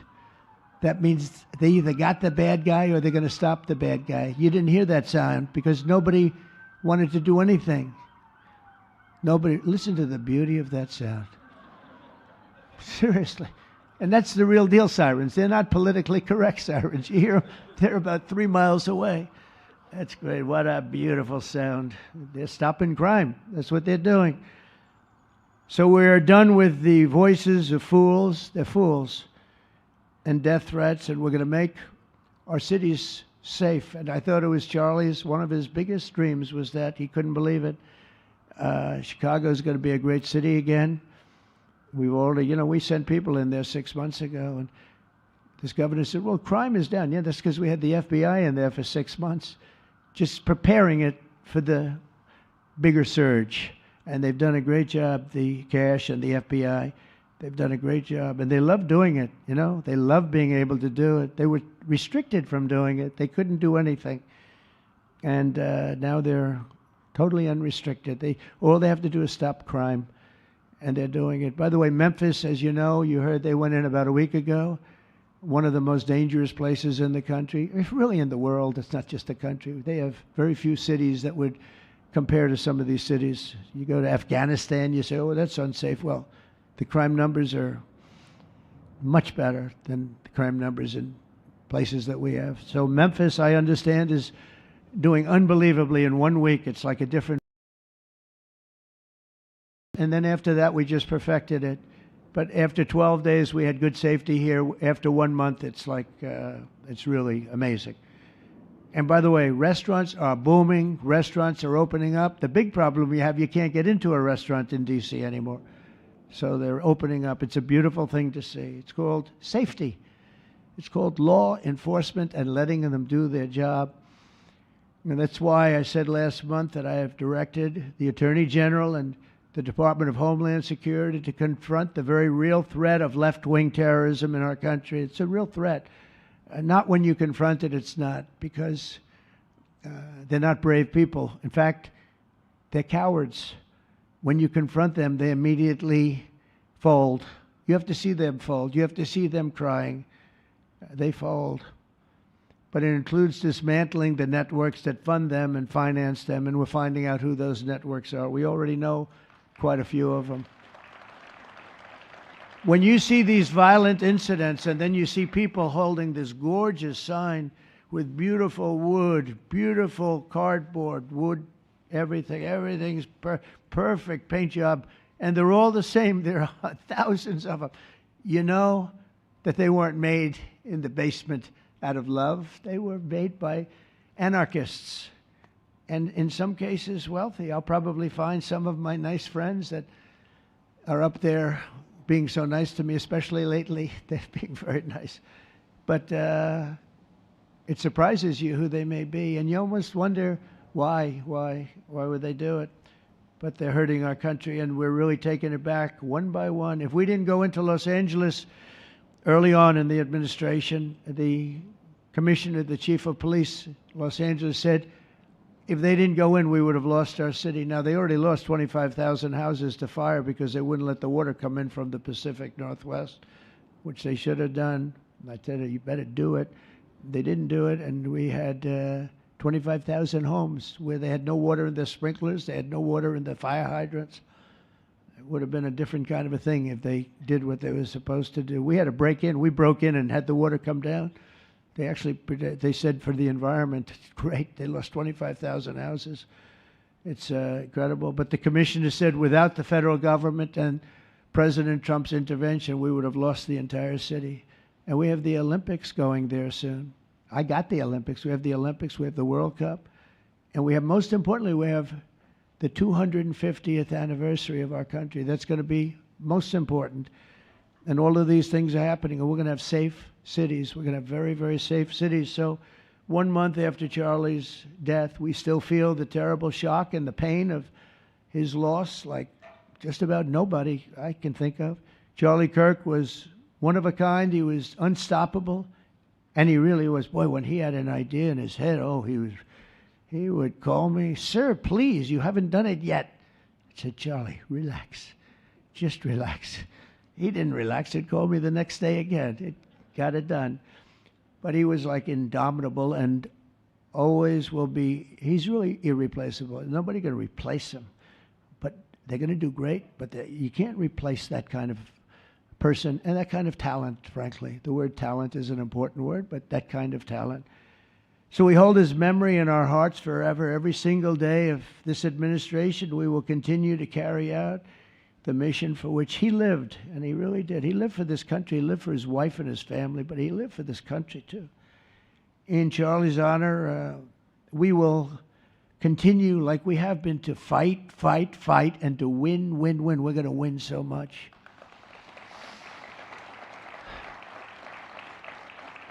So the Presidential Medal of Freedom is a big deal. You have the Congressional Medal of Honor, military, and the Presidential Medal of Freedom.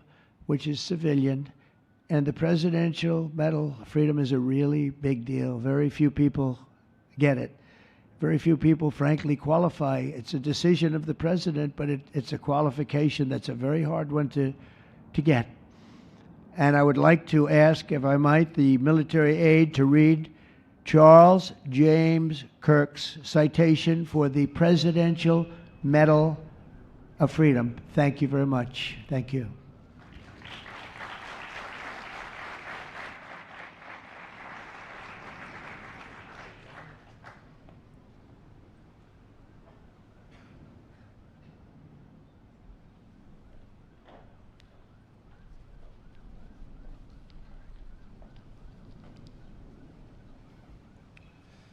The Presidential Medal of Freedom is awarded to Charles James Kirk. Accepting on behalf of Charlie is his wife, Mrs. Erica Kirk. Charlie Kirk was one of the most influential American political figures of his generation. At just 18 years old, he founded Turning Point USA and grew it into the largest conservative youth organization in the nation.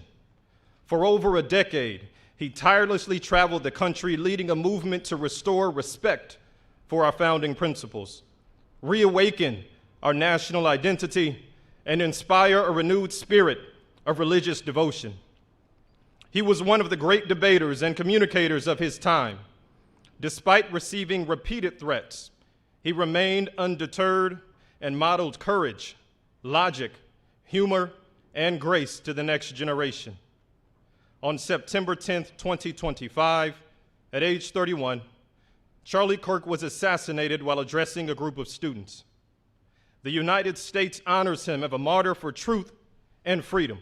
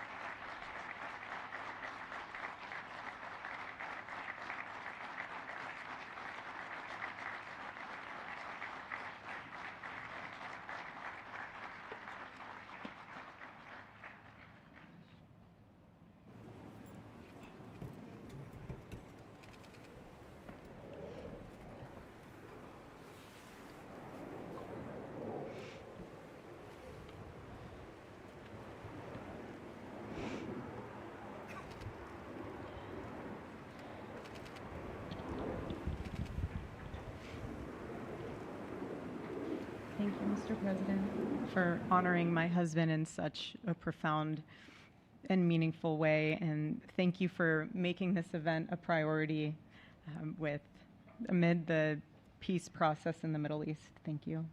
Very grateful. Charlie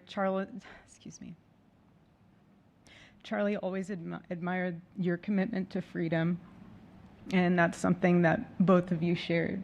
So thank you. Your support of our family and the work that Charlie devoted his life to will be something I cherish forever, so thank you. To our gracious First Lady in her office for making this event possible, thank you as well. It's beautiful. To Vice President and the lovely Usha fans, your friendship has been an unbelievable encouragement. Thank you. And to all our friends and family that are here and watching from all around the world, thank you for loving us. Thank you for praying for us and for believing in what Charlie believed in. And to our Turning Point USA staff and the Charlie Kirk Show staff, we love you more than you could ever know. And to the Turning Point USA chapters that are watching all across America right now, you are the heartbeat of this future and of this movement. Everything that Charlie built, you guys are the legacy holders of that. You are living proof that his mission did not die with him. It lives through you. And Charlie always said the next generation will decide whether freedom endures. And because of you, I know that freedom will endure. It will. And today we're gathered not only to celebrate Charlie's birthday, but to honor a truth that he gave his entire life to defend, and that's freedom. The very existence of the Presidential Medal of Freedom reminds us that the national interest of the United States has always been freedom. Our founders etched it into the preamble of our Constitution, and those words are not relics on parchment. They are a living covenant. The blessings of liberty are not man's invention, they are God's endowment. Charlie lived for those blessings, not as abstract words, but as sacred promises. He used to love to journal about this topic all the time, and with such a heart postured of gratitude. And he believed that liberty was both a right and a responsibility. And he used to say, freedom is the ability to do what is right without fear. And that's how he lived. He was free from fear. He was free from compromise, free from anything that could enslave his soul. His name, Charles, literally means free man. And that's exactly who my husband was. He was a free man. And from the time I met him, sitting across from him, being interviewed on politics and philosophy and theology, anything that Charlie loved, any topic he loved, and I just saw the fire in his soul, and there was this divine restlessness within him that came from knowing God placed him on this earth to protect something very, very sacred for all of us. And he never stopped fighting for people to experience freedom. He didn't. Charlie often said that without God, freedom becomes chaos. And he believed liberty could only survive when anchored to truth. And I remember in one of his speeches, he told the audience that the opposite of liberty isn't law. He said it's captivity. And that the freest people in the world are those whose hearts belong to Christ.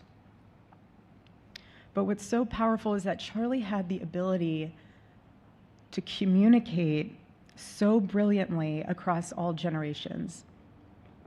And he reminded us that in a world that tells us freedom is doing whatever you want to do, the real freedom is the power to live freely and to do what is right. And in one of his journal entries, he wrote that he wanted everyone to know that you can't have liberty without moral responsibility. Freedom divorced from faith eventually just destroys itself. And what's so fascinating about all of this is looking back these past 12 years of Turning Point USA and his mission, there's almost this veil of sacredness. Because what I realize is that while he was building an organization, he was also building a movement. One that called people back to God, back to truth, and a movement that was filled with courage. And ironically, for a man who impacted millions, Charlie never desired to be the center of attention. He just wasn't. My husband was not a man of extravagance.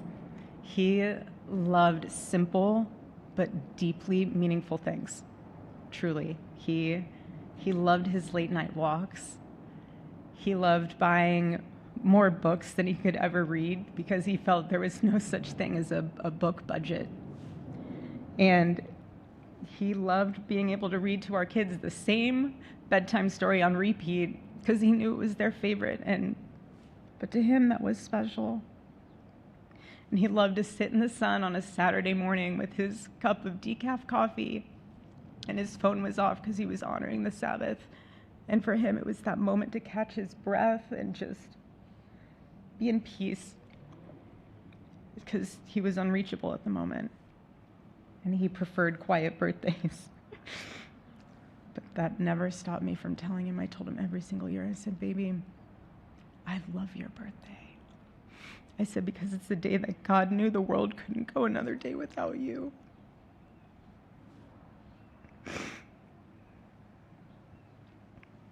And so the rhythm of our usual birthday celebration for him was mint ice cream, mint chocolate chip ice cream. He only had it twice a year, on his birthday and 4th of July.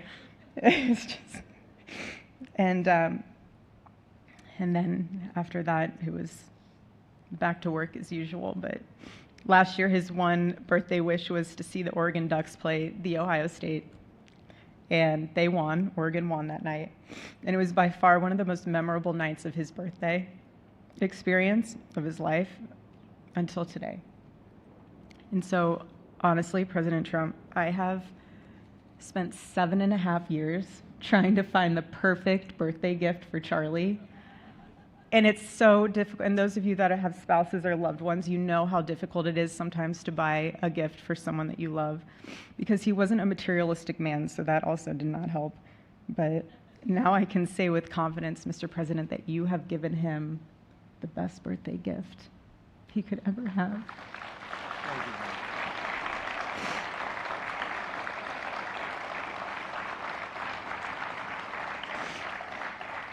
It's such an honor, and the recognition of a life lived for defending freedom.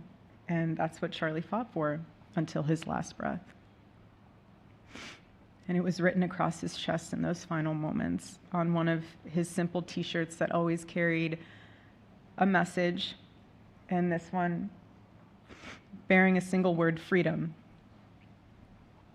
That was the banner over his life, and that shirt was a declaration. The same declaration he made in every speech, every campus visit, every time he shared the gospel at a church, every sleepless night that he would spend praying for the youth of this nation and planning for the future of our country, and just impressing upon them that when we defend liberty, we defend the soul of our nation. My husband never told anyone what to say. He never did. He never told anyone what to say. He would just encourage them to think. He would encourage them to think outside of the traditional political labels. He would want them to think in a way that was anchored in wisdom and truth. But he would never tell anyone what to say. Charlie wasn't content to simply admire freedom. He wanted to multiply it. He wanted to multiply freedom. He wanted young people to taste it and to understand it and defend it. He wanted them to see that liberty isn't self-indulgence, it's self-governance under God. He wanted them to see that. And every day I'd see him getting ready for work. He'd put on his cross necklace, he'd put his ring on his finger. And the boldness in his demeanor was always fearlessness. He wasn't afraid. He was never afraid. In his daily actions, whether in office or on campus or at a church, it was always without fear. That was his creed. That is how he lived out every single day. He didn't fear being slandered. He did not. He didn't fear losing friends, I can tell you that. He didn't. He didn't care. He stood for truth and stood for freedom, and he did not, everything else was just noise to him. And it's because his confidence in Christ was absolute. That's why. There was no limit to what he would have sacrificed to defend freedom for all. And if the moment had come, he probably would have run for president, but not out of ambition. He would only have done it if that was something that he believed that his country needed from a servant's heart standpoint. And Charlie lived only 31 short years. No, he's 32, but on this side of heaven, but he lived. He lived every single second he lived. He filled every single day with purpose, and he fought for truth when it was unpopular. And he stood for God when it was costly, but that's what we're called to do. Surprisingly enough, he did pray for his enemies, which is very hard, but he did. He did. He did. No one else, I mean, I saw him do it. No, he never did it in front of anyone else, but I can attest to that. But he also loved people when it was inconvenient. And he ran his race with endurance, and he kept the faith. And now he wears the crown of a righteous martyr. And for me and for our children, the truth really steadies our grief, because heaven gained what earth could no longer contain.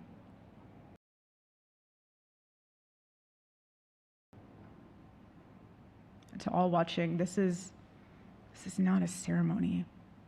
This is a commissioning. And my message is simple. I want you to be the embodiment of this medal. I do. I want you to free yourself from fear.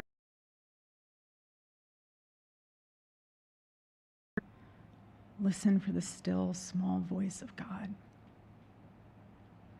And remember that while freedom, each of us must be intentional stewards every single day. God began a mighty work through my husband, and I intend to see it through. And the torch is in our hands now. It's in mine, it's in yours, it's in all of yours, it's in all the students with Turning Point USA. And before I close, I'll share with you that I asked what she would like to say to Daddy for his birthday. Excuse me.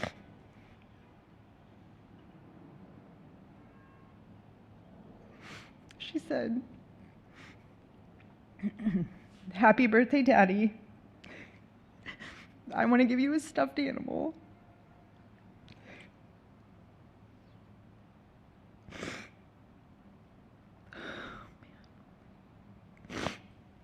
I want you to eat a cupcake with ice cream, and I want you to go have a birthday surprise. I love you," is what she said. And while our son is precious, he can't yet speak, in classic Kirk family fashion, his actions spoke louder than his words, and his gift to you, Charlie, and myself for that matter, was deciding to become the man of the house and be fully potty trained at 16 months. But Charlie, baby, I know that you're celebrating in heaven today, but gosh, I miss you. We miss you. And we love you, and we promise we'll make you proud. And Charlie's life was proof that freedom is not a theory, it's a testimony. He showed us that liberty begins not in the halls of power, but in the man of a heart surrendered to God. And so today, as we honor Charlie with this incredible Presidential Medal of Freedom on his birthday, I stand here with tears and just a humbled heart and spirit, because his story reminds us all that to live free is the greatest gift, but to die free is the greatest victory. Happy birthday, my Charlie. Happy Freedom Day. God bless